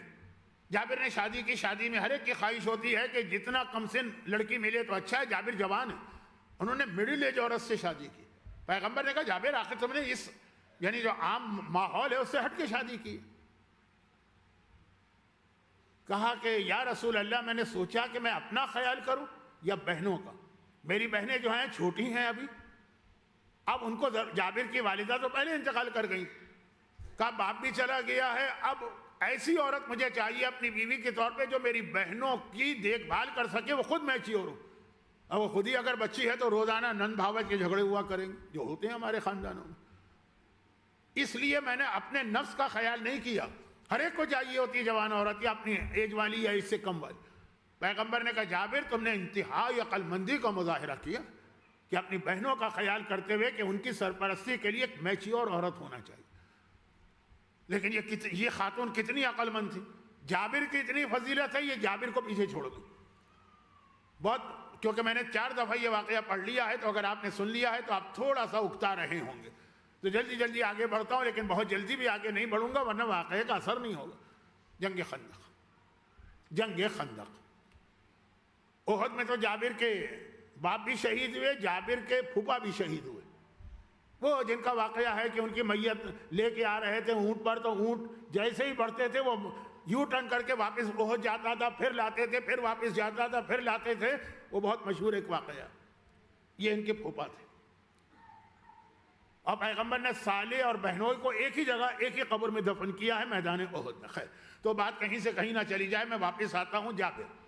جنگ خندق مسلمانوں کے لیے مشکل ترین جنگ تھی اس اعتبار سے کہ سارے عرب کے قبیلوں کو جمع کر کے ابو سفیان لے کے آیا تھا دشمن اسلام، اور عمر ابن عبدود کو بھی لے کے آیا تھا۔ وہ واقعات مجھے نہیں پڑھنا، وہ آپ علماء سے سنتے ہیں۔ اور اتنا بڑا لشکر آ رہا تھا کافروں کا کہ پیغمبر نے کہا کہ ان کا مقابلہ میدان میں مناسب نہیں ہے، کیا کیا جائے؟ ہر آدمی الگ الگ بات مشورہ دے رہا۔ سلمان نے کہا کہ ہم ایران میں جب دشمن کو اتنا بڑا دیکھتے تھے تو خندق کھود لیتے تھے۔ پیغمبر نے کہا ہم بھی خندق کھودتے، اور پیغمبر نے پھر وہ خندق کھودنا شروع کی، اور اس میں خود بھی برابر سے حصہ لیا، مسلمانوں کی ٹیم میں بنا دی۔ 100 آدمی 4 گھنٹے کام کریں گے، پھر یہ بیٹھیں گے، دوسرے 100 آدمی 4 گھنٹے۔ اب یہ میں کیوں بتا رہا ہوں، اس کا واقعے سے تعلق، پیغمبر بھی ایک ٹیم میں شامل ہے، اور اسی موقع پہ وہ واقعہ پیش آئے تھا۔ اچھا اس وقت تک خیبر فتح نہیں ہوا، بہت زیادہ غربت ہے مدینے میں، کھانے کو کچھ نہیں ملتا ہے لوگوں کو، آج کچھ ملا تو کل فاقہ ہے، کل کچھ ملا تو پرسوں فاقہ ہے، اسی طرح روز و شب گزرتے ہیں۔ اور اس عالم میں، فاقے کے عالم میں، خندق بھی کھدوائی جا رہی ہے ان مسلمانوں سے۔ فزیکلی بہت ہی ٹف جاب ہوتا ہے خندق کھودنا، زمین کھودنا. یہاں لان موونگ نہیں ہو پاتی ہے، واقعاً ایک ٹف جاب ہے. میں نے ایک مرتبہ اپنے گھر میں کوشش کی تھی، ایک ہفتے بھی بستر سے نہیں کھڑا ہو سکا. اور آج کی بات نہیں ہے، بڑھاپے کی، جوانی کی بات کر رہا ہوں. آسان کام نہیں. اور یہ زمین کھودنا، تب مسلمان فاقے میں بھی ہیں، کمزوری ہے، اور زمین بھی کھودنے کی ذمہ داری ضروری ہے، وہ جان کا تحفظ. تو مسلمانوں نے اپنے پیٹ پر بھوک کا احساس مٹانے کے لیے پتھر باندھ لیا تھا، ایک ایک پتھر. بہت مشہور واقعات ہے، میں آگے بڑھ رہا ہوں کیونکہ اس کا اصل واقعے سے تعلق. تو ایک وقت ایسا آیا کہ پیغمبر جب وہ کدال چلا رہے تھے تو بہت زور سے کدال چلانا پڑی کیونکہ بہت سخت پتھر بیچ میں آ گیا، راک. تو پیغمبر کا کرتا اٹھ گیا. لوگوں نے دیکھا ہمارے پیٹ پہ ایک پتھر ہے، پیغمبر کے پیٹ پہ دائیں بائیں 2 پتھر بندھے ہوئے. ہم سے بھی زیادہ پیغمبر فاقے کے عالم میں.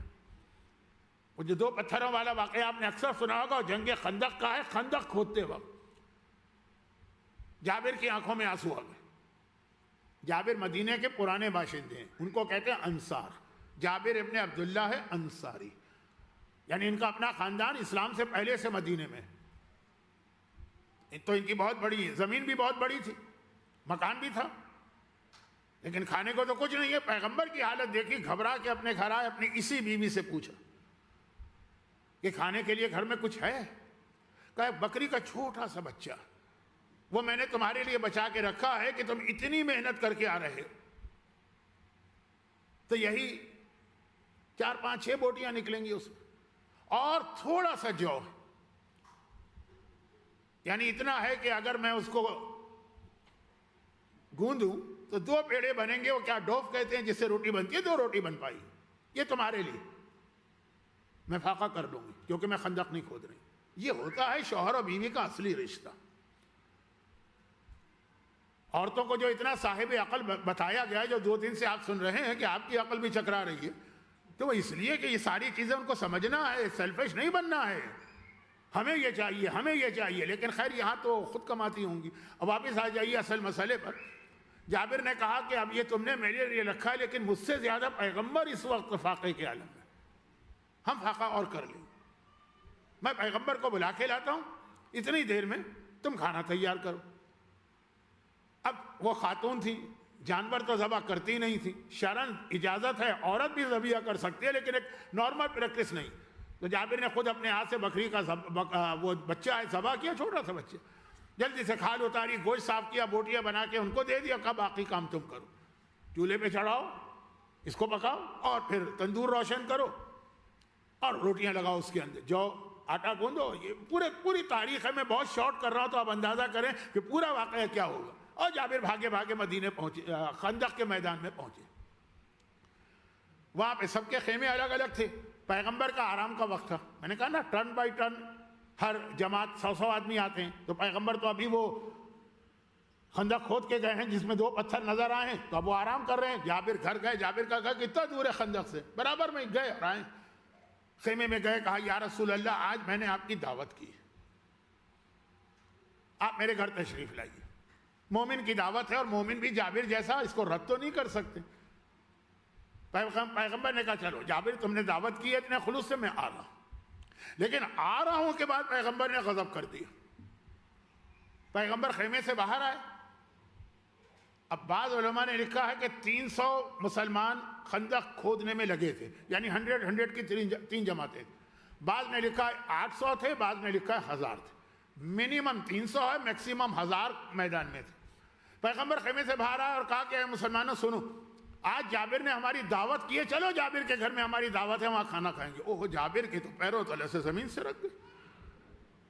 اتنا سا کھانا ہے کہ میں بھی شیئر نہیں کر سکتا ہوں، پورا رسول کو دینا.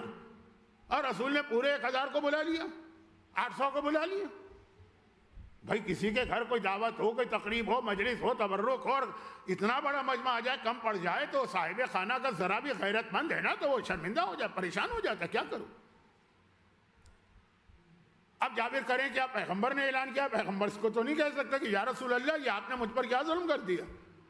اور مسلمان تو ویسے ہی بھوکے، فاقہ محنت بھی کر رہے ہیں، فاقہ بھی ہے. یہ اعلان تو سنا تو جیک پاٹ نکل آیا. سب جلدی جلدی فوراً اپنی کدالیں پھینک کے چلے. یا رسول اللہ ہم چلتے ہیں.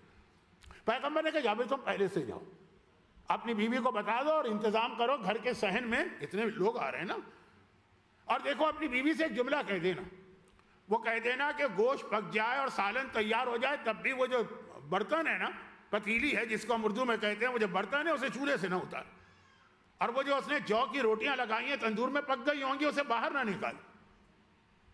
اب اس کو چھوڑ دیں گے تو وہ جل جاتی ہے روٹی، لیکن پیغمبر نے کہا یہ کہہ دینا تھا جابر سنا تو پیغمبر کا جملہ، ذہن کام نہیں کر رہا، ذہن تو لگا ہے کہ 500 چلے 300 کا عدد کروں، 1000 کا بھی کر لوں، یہ آئیں گے تو میں کھلاؤں گا ان کو کیا، کچھ بھی تو نہیں ہے میرے پاس، اور سوار ہے۔ دوڑے دوڑے گئے بیوی کے پاس، کچن میں بیٹھی تھی وہ مومنہ، اس نے کہا جابر کیا ہوا، رسول خدا نے منع کر دیا، کیونکہ جابر پریشان گئے، رسول اگر ہاں کہہ دیتے تو آدمی کتنا خوشی کے عالم میں جاتا، بھائی آپ کے گھر میں رسول نے کہا میں آ رہا ہوں تو آپ کتنا خوش ہوں گے۔ جابر کی بیوی نے دیکھا چہرے پہ پریشانی، اے جابر کیا رسول نے منع کر دیا؟ کہا منع نہیں کیا، وہ تو آ رہے ہیں۔ تو جابر یہ تو خوشی کا موقع ہے، تم غمگین کیوں نظر آ رہے؟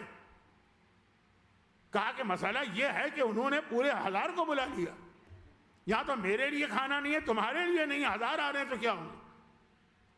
جابر کی بیوی، اب ذرا دیکھیے جابر جیسا عظیم صحابی جس کے تھوڑے فضائل اس لیے میں نے پڑھے کہ جملہ سمجھ میں آیا، جابر کی بیوی سمجھ گئی جو جابر نہیں سمجھ پائے، حدیث قصہ کا راوی، مولا کا قریبی شاگرد جس کے ذریعے معصومین 5ویں امام کو سلام بھجوایا جا رہا، وہ نہیں سمجھ پائے۔ بیوی نے کہا جابر ایک بات بتاؤ، یہ جو 1000 کا مجمع آ رہا ہے تم پریشان ہو، تم نے بلایا؟ کہا میں نے تو ایک کو بلایا، باقی تو رسول نے بلایا۔ کہا جس نے بلایا ہے وہ وہی انتظام کرے گا، تمہیں پریشان نہیں ہونا۔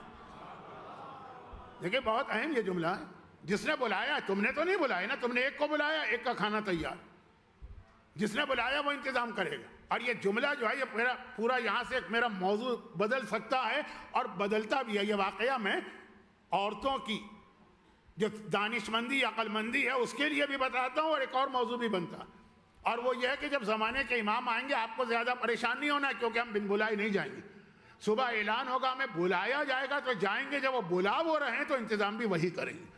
یہاں سے پورا ایک موضوع، پورا جو میرا بہت پسندیدہ موضوع ہے، لیکن کبھی مجھ سے کہیے گا نہیں کہ مولانا اپنے پسندیدہ موضوع پہ بات کر، کبھی نہیں کہیے، کیونکہ میرا دوسرا پسندیدہ موضوع قبر ہے، آپ سمجھیں گے میں امام زمانہ پہ بات کروں گا، پسندیدہ قلم لے کے میں چلا جاؤں گا عذاب قبر کے اوپر۔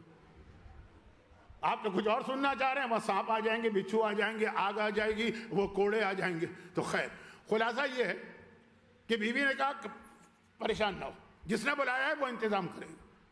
اچھا کچھ رسول نے اور بھی کہا تھا؟ کہا ہے، جملہ تو کہا تھا میں سمجھا نہیں۔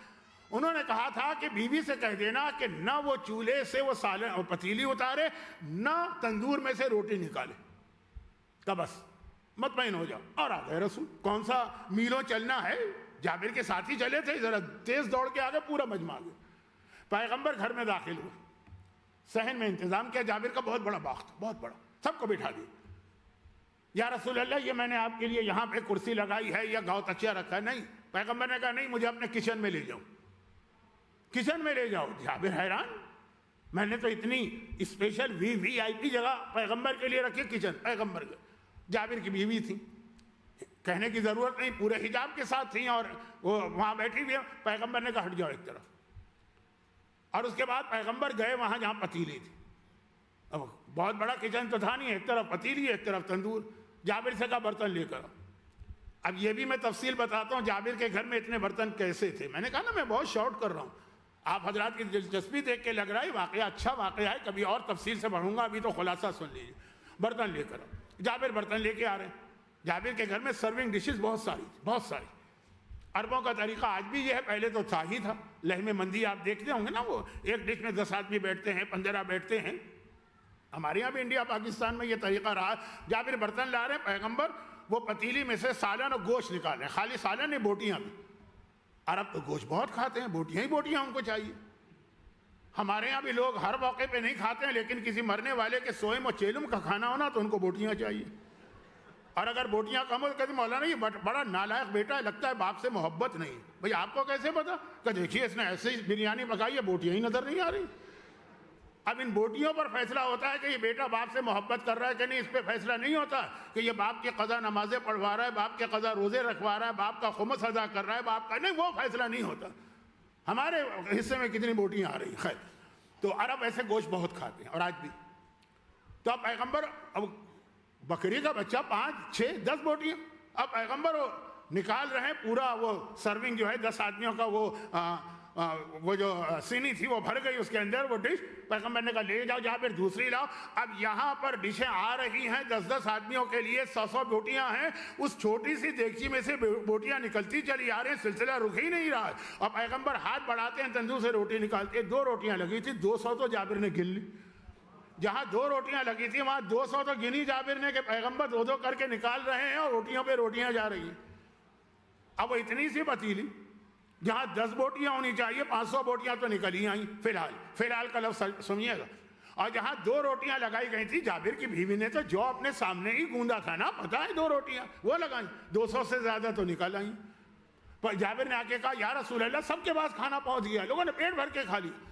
کہا یہ لوگوں نے تو پیٹ بھر کے کھایا, لیکن فاقے ہیں نا, تو ان کے گھر میں جو بوڑھے لوگ ہیں جو خندق کھودنے نہیں بلائے گئے تھے, ان کے گھر کی جو عورتیں ہیں, ان کے گھر کے جو بچے ہیں وہ بھی فاقے سے ہوں گے. جاؤ مدینے میں سارے گھروں میں جا کے یہ کھانا تقسیم کرو. اللہ, یہ کون سی پتیلی ہے جہاں سے سالن پہ سالن گوشت پہ گوشت نکلا چلا آ رہا ہے, ختم ہی نہیں ہو رہا. اور یہ کون سا تندور ہے کہ 2 روٹیاں لگائی گئی تھی 2000 روٹیاں ہو گئی, 5000 روٹیاں ہو گئی. یہاں تک کہ جب کہا جابر نے یا رسول اللہ میں پورے مدینے میں اکیلے تو نہیں جا سکتا تھا, جو مہمان 1000 آئے تھے نا میں نے سب کو برتن دے کے بھیج دیا, سب اپنے اپنے گھروں میں دوڑ کے گئے خوشی کے عالم میں, سب کو کھانا پہنچ گیا ہے. پیغمبر نے کہا تم اور تمہاری بیوی بھی بیٹھ جائے, اب تمہاری باری ہے. یہ واحد موقع ہے جہاں پہ اسلام کے ایک حکم کو رسول نے بدل دیا. اسلام کا حکم یہ ہے کہ جب دعوت ہو تو میزبان شروع کرے, میزبان ختم کرے. میزبان جابر, پیغمبر نے جابر کو آخری نہیں قرار دیا, تم لوگ بیٹھ جاؤ تمہیں بھی پیٹ بھر کے کھلائے. اس کے بعد پھر پیغمبر نے خود کھانا نوش فرمائے سب سے آخر میں اپنے آپ کو. اور جب یہ کھانا ختم ہوا پیغمبر کا, تو بیوی نے آ کے جھانک کے دیکھا تندور خالی ہے, اب جا کے دیکھی پتیلی خالی. اب یہ جابر کی بیوی, ان کا اصل میں تو ایک جملہ مجھے بتانا تھا کہ جس نے بلایا ہے وہی انتظام کرے گا, لیکن چونکہ اسی کے حوالے سے پھر یہ ایک معجزہ بھی پیغمبر کا سنانے کا موقع مجھے مل گیا. اور کل رات چھوڑ دیجئے, پرسوں رات کو آپ پیغمبر کے مصائب پہ آنسو بہا رہے ہوں گے تو عظمت رسالت چاہنے والوں کا اتنا خیال کرتے ہیں. لیکن اس کے اندر اصل تعریف جابر کی بیوی کی ہو رہی. جابر کے تو ہاتھ پاؤں پھول گئے. یہ جملہ بھی میں بڑی کراہیت کے ساتھ ادا کر رہا ہوں, جو عظمت جابر ہے میں ان کے سامنے کیا حیثیت رکھتا ہوں. لیکن اتنے عظیم صحابی کے گھر میں ایسی خاتون تھی, تو عورتوں کو جو اتنے پیغام دیے گئے 2 دن سے تو میں آپ کے سامنے بیان کر رہا ہوں, وہ اس لیے دیے گئے کہ انہیں جابر کی بیوی کی طرح سے اپنے گھر کو سنبھالنا, اس کے ذریعے سے شوہروں کے سامنے تکبر کا اور غرور کا مظاہرہ نہیں کرنا, اس کے ذریعے سے واقعاً اپنی حکومت یا ڈومیننس نہیں ہے. جیسا میں نے کل کہا کہ انفیریئر بن کے بھی نہیں رہنا, سپیریئر بن کے بھی نہیں رہنا. برابری کا رشتہ ہے جو قرآن نے کہا ہن لباس لکم وانتم لباس لہن, وہ تمہارا لباس ہے تم ان کے لباس ہو, بالکل برابر. اور یہاں پہ پھر وہ جملہ آیا جس کے حوالے سے خواتین کی ذمہ داری بڑھ جاتی ہے, لیکن وہ ذمہ داری بیان کرنے کا موقع نہیں ملے گا, ایک جملہ کافی ہوگا. یہی اللہ کا رسول جن کی شہادت کی تاریخ اب اتنی قریب آ گئی, اب اتنی قریب آ گئی کہ ہم جتنا ذکر رسول کریں وہ کم. مدینے کے بازار سے گزر رہے ہیں, بس ختم ہے, میں مصائب کی منزل پہ آ رہا ہوں. پیغمبر مدینے کے بازار سے گزر رہے ہیں تو دیکھا کہ مدینے کے بچے کھیل رہے ہیں. ہر شہر کے اندر مختلف چیزیں ہوتی ہیں ضروریات کی, ان میں ایک بچوں کا پلے گراؤنڈ بھی ہے, بچے کھیل رہے ہیں. پیغمبر نے ان بچوں کو دیکھا, بڑی حسرت کے ساتھ ایک جملہ کہا, ویلن. یہ عربی میں ویل ایک ایسا لفظ ہے جو قرآن میں بھی کئی جگہ ہے, ویلن للمصلین, اور اس کے 3 4 5 مختلف ترجمے بھی ہیں اور حدیثیں بھی. ویل کے ایک معنی ہے تباہی, ویل کے ایک معنی ہے جہنم, ویل کے ایک معنی ہے لعنت. جسے ہم لعنت کہتے ہیں وہ اسلام میں لعنت نہیں. ہم لعنت سمجھتے ہیں قرض, لعنت کے معنی قرض نہیں ہے, لعنت کے معنی ہے رحمت خدا سے دور. جو قرض والی لعنت ہے وہ ویل. اور بعض لوگ کہتے ہیں کہ اس کے وہی معنی جو انگریزی کے ویل کے معنی ہے جہنم کا وہ کنواں جو آگ سے بھرا ہوا. یہ لفظ ویل استعمال, اب کوئی معنی لے لے, تباہی, لعنت, قرض, جہنم, جہنم کا کنواں, سارے معنی فٹ ہو رہے ہیں.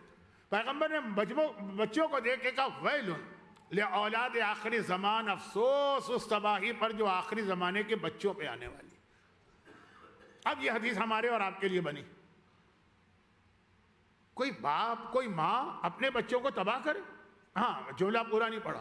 ویل لاولاد آخری زمانے من آبائہم، افسوس اس تباہی اور عذاب پر جو آخری زمانے کے بچوں پر ان کے بزرگوں کی آبا کی طرف سے آئے گا، باپ ماں کی طرف سے۔ اب مسلمان چوکے کہ کوئی باپ کوئی ماں ایسا ظالم بھی ہوگا کہ اپنے بچے کو تباہ کرے؟ سب کے ذہن میں وہی آ گیا کہ بھئی 360 بتوں کو ماننے والے تو اتنے ظالم تھے کہ بیٹیوں کو زندہ دفن کر دیتے تھے نا فوراً، اور یہ انہی کا زمانہ ہے، یہ مسلمانوں کا۔ فوراً سب نے کہا اچھا یا رسول اللہ امن آبائہم المشرکین، یہ مشرک والدین ہوں گے جو اپنی اولاد کو تباہ کریں گے؟ پیغمبر نے کہا لا من آبائہم المسلمین، یہ میرا کلمہ پڑھنے والے اور اسلام لانے والے والدین ہوں۔ اولاد تباہی، آفت، عذاب، جہنم، آگ کا بھرا ہوا کنواں، تو یا رسول اللہ وہ آخری زمانے کے والدین کیا ایسا کام کریں؟ کہا لا یعلمونہم شیئا من الفرائض، وہ دین کے بارے میں ان کو کچھ نہیں بتائیں، آزاد چھوڑ دیں۔ بلکہ خالی آزاد نہیں چھوڑا ہے، وہ ہاتھ میں آئی فون نمبر وہ کیا 18 بھی دے دیا ان کو کہ رہی صحیح کسر جو ہے وہ بھی پوری ہو جائے۔ لا یعلمونہم، اتنی آسان عربی کہ اگر آپ کی اردو ذرا اچھی ہے تو آپ ترجمے کے بغیر سمجھ رہے ہیں۔ لا یعلمونہم شیئا من الفرائض، فرائض دین نہیں سکھائیں گے۔ خالی اتنا نہیں ہے، وَإِذَا عَلَّمُوهُمْ مَنَعُوهُمْ، اگر کوئی نیک بچہ، کوئی اچھا بچہ، اللہ کی یہ خاصیت ہے یخرج الحی من المیت ویخرج المیت من الحی، زندہ میں سے مردہ کو نکالتا ہے، مردہ میں سے زندہ کو۔ تفسیر میں اس کے یہ مطلب بھی ہیں کہ اچھے والدین کی بری اولاد ہوتی ہے، برے والدین کی اچھی اولاد ہوتی ہے۔ ہمارے سامنے حضرت نوح کی مثال بھی آ جاتی ہے، بیٹا کتنا برا، اور ہمارے سامنے برے والدین کی اچھی اولاد بھی آ جاتی ہے، ایک سلسلہ۔ وقت نہیں ہے، میں بار بار گھڑی دیکھ رہا ہوں، مجھے آپ کے ورکنگ ڈے کا خیال ہے، تو خلاصہ یہ کیا چلیں کچھ نہیں سکھائے۔ اگر بچوں نے خود سے کہیں سیکھ لیا، اچھے بچے سیکھ لیا، منعوہم روک دیں گے، منع کر دیں گے۔ میں کتنی بچیوں کو جانتا ہوں جو اس لیے حجاب نہیں کر پاتی ہیں کہ ماں کہتی ہے تم حجاب کرو گی، میں نہیں کرتی ہوں، لوگ مجھ کو برا کہیں گے۔ ایک لسٹ میرے پاس ہے، بہت بڑی تو نہیں ہے کیونکہ آج کل تو داڑھی فیشن میں آ گئی، ہر سیلیبریٹی کی داڑھی۔ کل والی حدیث کہ اللہ کے لیے داڑھی رکھو، یعنی وہ روشن دان اذان کے لیے بناؤ تو روشن دان بھی تمہارے گھر میں آ جائے گا، ثواب بھی آ جائے گا۔ لیکن اب وہ چونکہ آج کل فیشن میں ہے داڑھی، پھر بھی چلیں گناہ سے تو بچ گئے۔ لیکن کتنے ایسے بچے تھے جب میں نے مجلسیں پڑھنا شروع کی تھی، داڑھی رکھتے ہیں، باپ جوتا لے کے مارنے دوڑتا ہے کہ دنیا کہتی ہے بیٹے نے داڑھی رکھ لی، باپ کی داڑھی نہیں، تو اب کیا ہونا چاہیے؟ باپ بھی رکھ لے، نہیں تم بھی داڑھی شیو کر دو۔ اب یہ تو میں نے بہت ہلکی مثالیں دی ہیں، لیکن کتنے ہی ایسے گناہ ہوتے ہیں گھر کے اندر۔ بیٹا اگر دین سیکھا، منع کرے گا کہ نہیں ماما پاپا یہ غلط ہے، کس مولوی نے تمہیں بہکا دیا، کہاں بیٹھا کرتے ہو، وہاں جانے کی ضرورت نہیں ہے، مائیکل جیکسن اور میڈونا کے پاس جایا کرو مثلا۔ اذا علموہم، خود سے اگر دین سیکھ لیں، منعوہم روکیں گے۔ پھر اچھا یہ حدیث تو ایسی ہے کہ جو اگر نہ بھی ہوتی نا تو اسلام کا یہ حکم آپ کے ذہن میں ہے، اولاد کی تربیت۔ میں نے پہلی مجلس میں کہا تھا کہ اس میں بہت ٹینشن بھی نہ لیجئے، لیکن اس کا مطلب یہ نہیں ہے کہ بالکل ریلیکس ہو جائے، کچھ نہیں کرنا، پوری کوشش کرنا ہے، پھر اگر نتیجہ نہ نکلے۔ اب آخری جملہ ہے، یہ میری 3 مجالس کا خلاصہ ہے، اسی پہ مسائل۔ یہاں تک تو ٹھیک ہے، پیغمبر نے ایک حکم دیا ہے تو بہت سارے اور بھی تو حکم دیے ہیں، کچھ پہ ہم عمل کرتے ہیں، کچھ پہ نہیں کرتے ہیں، اس کو بہت سیریس نہیں لیتے لوگ۔ آخری جملہ، انہم بریء منی وانا براء منہم، وہ لوگ میری شکل سے بیزار ہیں اور میں ان کی شکل سے بیزار ہوں۔ بری کا لفظ آیا ہے، شکل تو میں نے اپنی طرف سے بڑھا دی، وہ مجھ سے بیزار ہے، میں ان سے بیزار ہوں۔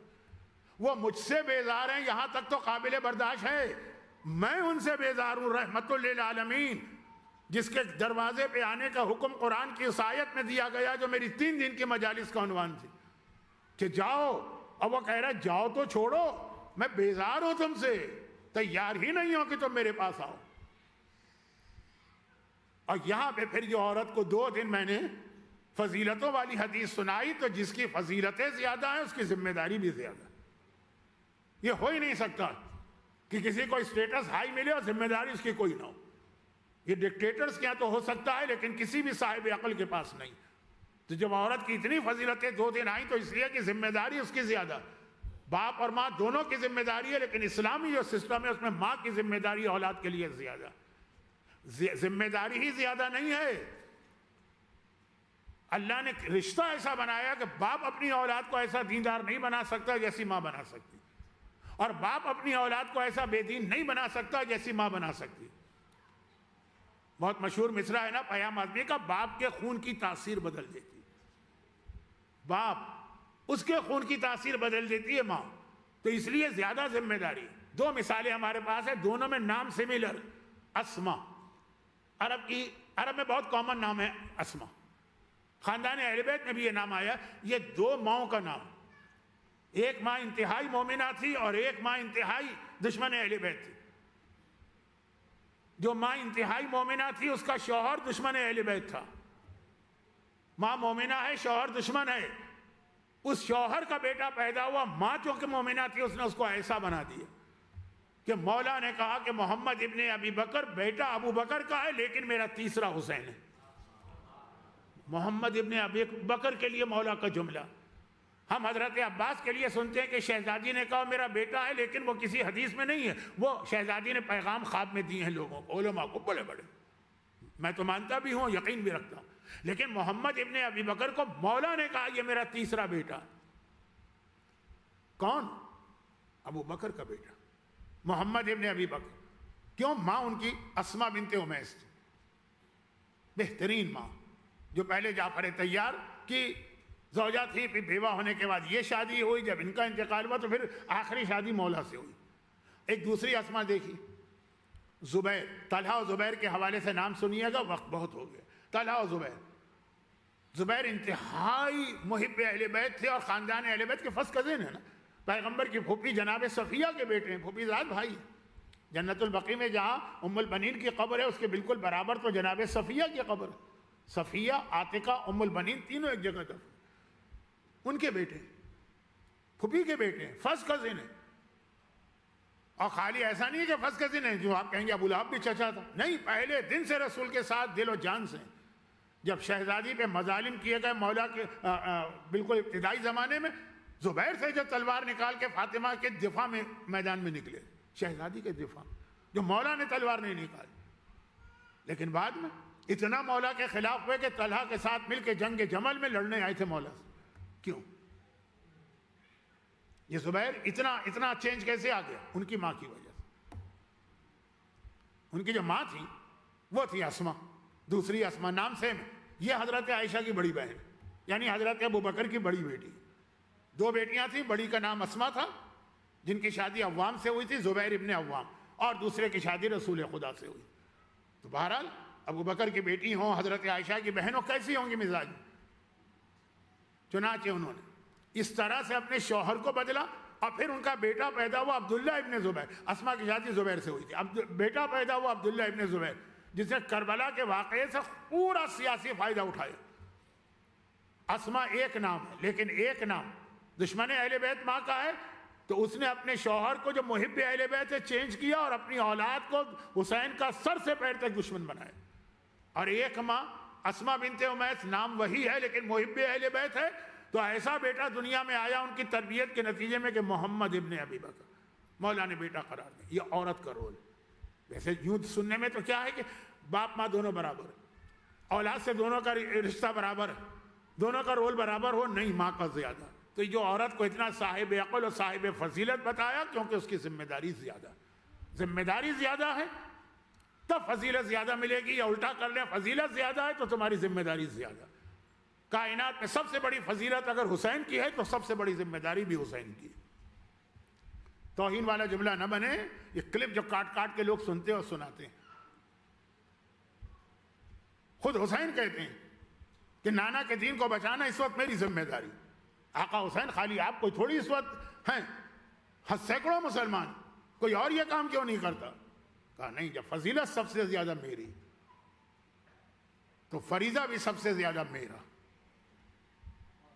اور اتنا بڑا میرا یہ فریضہ ہے، کیونکہ اتنی بڑی میری فضیلت ہے تو اتنی بڑی میری ذمہ داری ہے کہ یہ ذمہ داری میں اس طرح سے ادا کروں گا کہ خود تو خود اپنے خاندان کے بچے بچے کو اس کے اندر شریک کروں، میری سکینہ بھی اور میرا اصغر بھی۔ دیکھیں ان سے زیادہ کم سن تو مثالیں نہیں آئیں گی، وہ بھی جہاد کربلا میں ایکٹیولی پارٹیسپیٹ کریں گے۔ ایسا نہیں ہے کہ بھائی حسین بچوں کو لے کے گئے تو بچوں پہ مظالم ہے، سکینہ کا رول ہے بہت اہم۔ کبھی الگ سے وقت ملا، اگر کبھی وقت ملا اور میں دوبارہ کبھی آیا، گرچہ میرا شروع کا جملہ میں ذرا تھوڑا سا واپس لیتا ہوں کہ کل ورکنگ ڈے ہے، میں 2 دن سے لمبی مجلس پڑھ رہا ہوں، اور پھر بھی اس کو دیکھتے ہوئے خاصے مومنین اب آ گئے، شروع میں ذرا کم تھے، تو وہ شروع کا جو جملہ ہے اس کو میں تھوڑا سا واپس لیتا ہوں، لیکن واپس آ جائیے اصل بات، سکینہ کا بہت اہم رول ہے۔ اور شہزادہ علی اصغر، بس میں ایک جملے میں تو ابھی فی الحال ان کی بات کر دوں، بعد میں تفصیل بتاؤں۔ عباس اور اکبر یزیدیوں کو نہیں رلا سکے، اصغر نے رلایا۔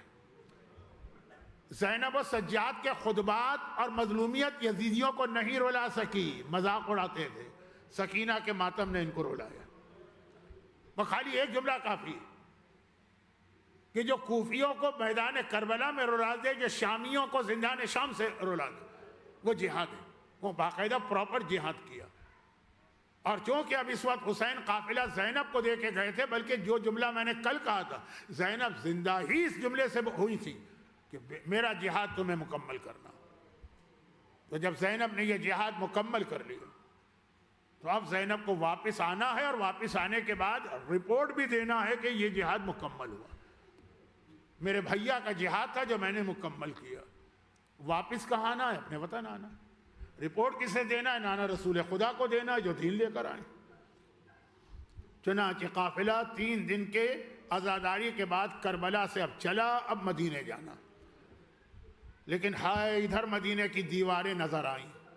پرانا مدینہ ہے، پرانے زمانے میں ہر شہر کے چاروں طرف ایک دیوار بنائی جاتی۔ جیسے ہی دیواروں پہ نگاہ پڑی، ام کلثوم نے فریاد کی، مدینہ تو جدنا لا تقبلینا، نانا کے شہر ہمیں قبول نہ کر، اب ہم اس قابل نہ رہے تیرے اندر آ سکیں۔ چھوٹی بہن یہ فریاد کر رہی ہے، زینب کبریٰ نے۔ وہ جگہ آج بھی موجود ہے، امبریا کا ریلوے اسٹیشن، آپ جا کے دیکھیے گا، بالکل مسجد النبوی کے سامنے، بلکہ یورپ اور امریکہ کے حاجی مدینے میں جن ہوٹلوں میں ٹھہرتے ہیں نا، اس کے بالکل پیچھے۔ ایک مرتبہ زینب کبریٰ نے جلال کے عالم کا سجاد، کلثوم کہہ رہی ہے کہ ہم کو شہر میں نہیں جانا، تو زینب کو بھی نہیں جانا ہے، اونٹوں کو بٹھا دو، خیمے لگا دو۔ اب زینب ساری زندگی شہر کے باہر خیموں میں رہے گی۔ مولا سجاد امام وقت ہے، لیکن جو زینب کا رتبہ ہے نا، اس کے اعتبار سے وہ جملہ زبان پہ لانا نہیں چاہتے کہ پھوپھی اماں میں امام کی حیثیت سے آپ کو حکم دیتا ہوں کہ مدینے میں چلے۔ رشتے میں بھی چھوٹے ہیں، عمر میں بھی چھوٹے ہیں، یہ احترام اہل بیت میں پروٹوکول ہوتا ہے، یہ زینب کبریٰ کا احترام ہے۔ سجاد نے کہا اچھا پھوپھی اماں جیسا آپ کہہ رہی، امام ہیں، حکم دے سکتے ہیں، لیکن زینب کو حکم دے۔ حکم دیا کہ سارے اونٹ بٹھا دیے جائیں، خیمے لگا دیے جائیں، ساری بیویاں اپنے اپنے خیموں میں جائیں۔ کیوں؟ سجاد کو پتا ہے کہ میں عمر میں بھی چھوٹا ہوں، رشتے میں بھی، میں کہوں گا وہ بات نہیں، لیکن اگر اماں ام البنین آ کر کہیں گی کہ زینب بیٹی میرے ساتھ چل، زینب سب کو منع کر سکتی، عباس کی ماں ام البنین کو منع کر سکتی؟ اگر نانی ام سلمہ آ کے کہیں گی، اگر پھوپھی جان ام ہانی آ کے کہیں گی، خاندان کے بزرگ، خاص طور پر ام البنین۔ چنانچہ میرے مولا نے طریقہ یہی اختیار کی، زینب کا احترام برقرار رکھتے ہوئے قافلے کو بٹھا دیا، زینب کی خواہش پر بشیر کو بلایا اور کہا کہ مدینے میں جا، اور مدینے میں اعلان کرتے کرتے محلہ بنی ہاشم تک پہنچ جا اور بتا دے کہ حسینی قافلہ آ گیا۔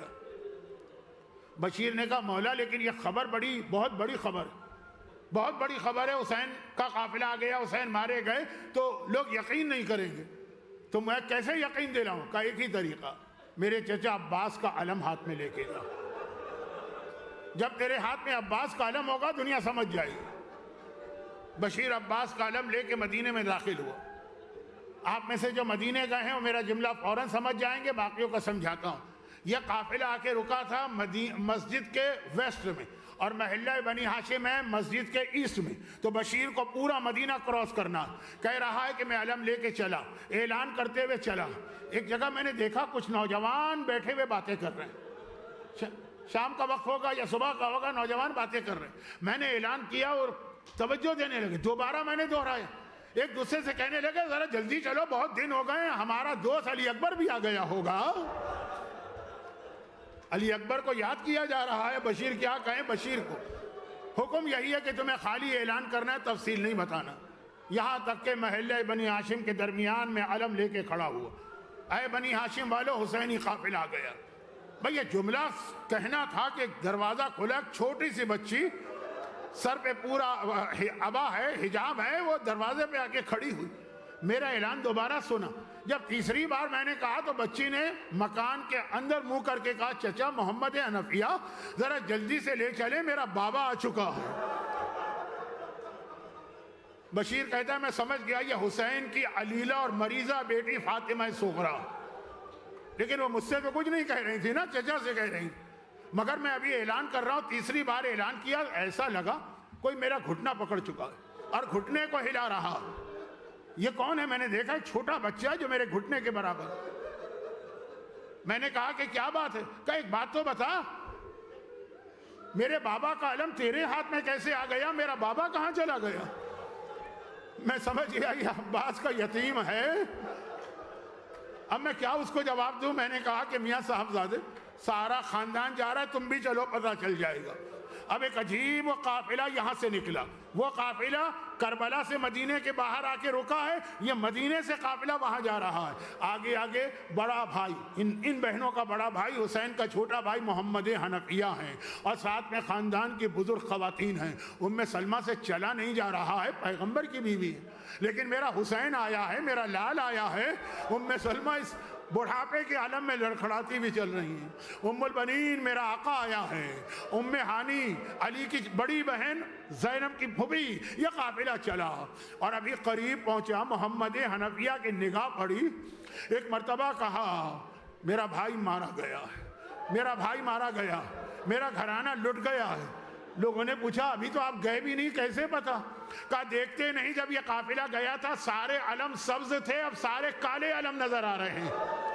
میرا بھائی مارا گیا ہے. قافلے میں داخل ہوئے، بات مختصر کرتا ہوں، اور لوگوں سے ایک ہی سوال کیا، یہ بتا دو میری بہن زینب کہاں، یہ بتا دو میری شہزادی زینب کہاں، یہ بتا دو کہ میری آقا زادی زینب کہاں ہے، میری بڑی بہن زینب کہاں. سب نے خیمے کی جانب اشارہ کیا. محمد حنفیہ وہ ہے زینب کا خیمہ. محمد حنفیہ خیمے میں گئے، لیکن وہ زینب کا خیمہ نہیں تھا. اندر گئے، دیکھا ایک بہت بوڑھی عورت بیٹھی. نگاہیں نیچی کی، گھبرا کے پیچھے ہٹے. اے ضعیفہ مجھے معاف کر دیں، میں تو اسے اپنی بہن کا خیمہ سمجھ کے آیا تھا. ضعیفہ فریاد کرتی ہیں بھائی محمد حنفیہ یہ کون سا دن آ گیا کہ بھائی اپنی بہن کو نہیں پہچان پا رہا. اور جب پہچانا تو کہا اتنا بتا دیں کہ میرا بھتیجا کہاں پر ہے، کرسا دینا ہے نا. زینب نے کہا کہ باہر جاؤ، بہت آسان ہے، پورے قافلے میں ایک ہی تو مرد ہے نا. وہ باہر آئے. اب دیکھ رہے ہیں ایک مرد نظر تو آ گیا، لیکن وہ ان کا بھتیجا نہیں تھا. ان کا بھتیجا تو 24 سال کا جوان تھا نا. یہ تو کوئی مجھ سے بھی بوڑھا آدمی ہے. سر کے بال سفید، داڑھی کے بال سفید، بھووں کے بال سفید، چہرے پہ جھریاں ہیں، کمر جھکی ہوئی ہے. اب محمد حنفیہ پریشان، میرے پورے خاندان میں اتنا بوڑھا کوئی نہیں، لیکن اور تو کوئی مرد نظر بھی نہیں آ رہا ہے. قریب گئے اور کہا کہ کیا تو نے کہیں میرے بھتیجے کو دیکھا ہے؟ ارے وہ بوڑھا سر اٹھا کے فریاد کرتا ہے چچا نہیں پہچانا، انا علی ابن الحسین. بے اختیار پرسے کے لیے گلے سے لگایا. ادھر گلے سے لگایا، سجاد نے فریاد کی چچا ذرا آہستہ، ذرا آہستہ. گھبرا کے کہا بیٹا کیا بات ہے؟ کہا چچا 1 سال جو توق خاردار گلے میں تھا اس کا زخم اب تک موجود ہے.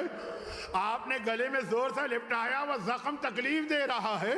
تڑپ کے محمد حنفیہ کہتے بیٹا تو اتنا بوڑھا کیسے ہو گیا؟ صرف ایک لفظ کہا، ایک لفظ، جملہ بھی نہیں. چچا الشام، الشام. یہ شام کے مصائب ہیں جس نے جوانی میں سجاد کو بوڑھا کر دیا. بہت طویل مصائب ہو گئے، آپ کا گریہ بھی بہت زیادہ ہو گیا، انشاءاللہ قبول ہے، رومال زہرا میں آنسو جمع ہو رہے، آخری 2 جملے جلدی سے کہہ دوں۔ اب ادھر محمد حنفیہ خاندان کی خواتین کے ساتھ، اب یہ ساری خواتین آئی ہیں، یہ ساری بیویوں سے مل رہی ہیں، کہیں ام البنین، کہیں ام سلمہ، کہیں ام ہانی۔ سغرا بہت عجیب کام کر رہی ہے، سغرا کا طریقہ بہت عجیب ہے۔ زینب کی نگاہ پڑی، سغرا کر کیا رہی ہے؟ پہلے رباب کے پاس گئی، گود میں جھانک کے دیکھا، آگے بڑھ گئی۔ پھر فروا کے پاس گئی، گود میں جھانک کے دیکھا، آگے بڑھ گئی۔ پھر فاطمہ کبریٰ کے پاس گئی، گود میں جھانک کے دیکھا، آگے بڑھ گئی۔ ایک بار زینب کے قریب آئی، زینب نے کہا فاطمہ بیٹی یہ کیا، سغرا بیٹی یہ کیا کر رہی ہے؟ کہا پھوپھی اماں مجھے کچھ اور نہیں پوچھنا، مجھے معلوم ہے میرا سارا گھرانہ مارا گیا ہے، لیکن میرا اصغر بھیا تو زندہ ہوگا نا، اصغر کو ڈھونڈ رہی ہے۔ ارے زینب کیسے بتائیں سغرا، تیرا اصغر تو تیرے باپ کی گود میں 3 بال کے تیر سے اس طرح شہید ہوا کہ کربلا کا کوئی شہید ایسا نہ تھا۔ ام البنین نے کہا زینب بیٹی شہر کو چھوڑ کے جنگل میں کوئی نہیں رہتا، چل میرے ساتھ۔ اب ماں کا حکم آیا اور عباس جیسے کہ ماں، پورا قافلہ دوبارہ داخل ہوا مدینے میں، محل بنی ہاشم میں پہنچا۔ ام البنین نے کہا زینب بیٹی میرے گھر میں چل کے پہلے صف اعظم میرے گھر میں بچھانا ہے۔ زینب بس یہ آخری 2 جملے اب مجھ سے نہیں پڑھا جا رہا۔ زینب نے کہا کہ اماں آپ کا حکم سر آنکھوں پر، لیکن میں پہلے آپ کے یہاں نہیں جاؤں گی۔ تو کہاں جاؤ گی؟ کہا پہلے نانا کی قبر پہ جاؤں گی۔ مسجد کے اندر پردہ کرایا گیا، سارے مردوں کو نکال دیا گیا، اور زینب اب نانا کی قبر کے قریب پہنچی ہے۔ نانا کی قبر پہ جا کے 2 جملے کہتی ہے، ایک تمہیدی جملہ پھر 2 جملے۔ کہا نانا طریقہ ہے جب کوئی مسافر آتا ہے تحفہ اور سوغات لے کے آتا، آپ کی بیٹی بڑا لمبا سفر طے کر کے آ رہی ہے، نانا زینب سے تحفہ لیجئے، یہ کہے کہ ایک مرتبہ لہو بھرا ہوا کرتا قبر رسول میں پھیلا دیا یہ کرتا، قبر رسول سے چیخ کے رونے کی اور فریاد کی آواز آنے لگی۔ بس آخری جملہ اب نہیں پڑھا جا رہا۔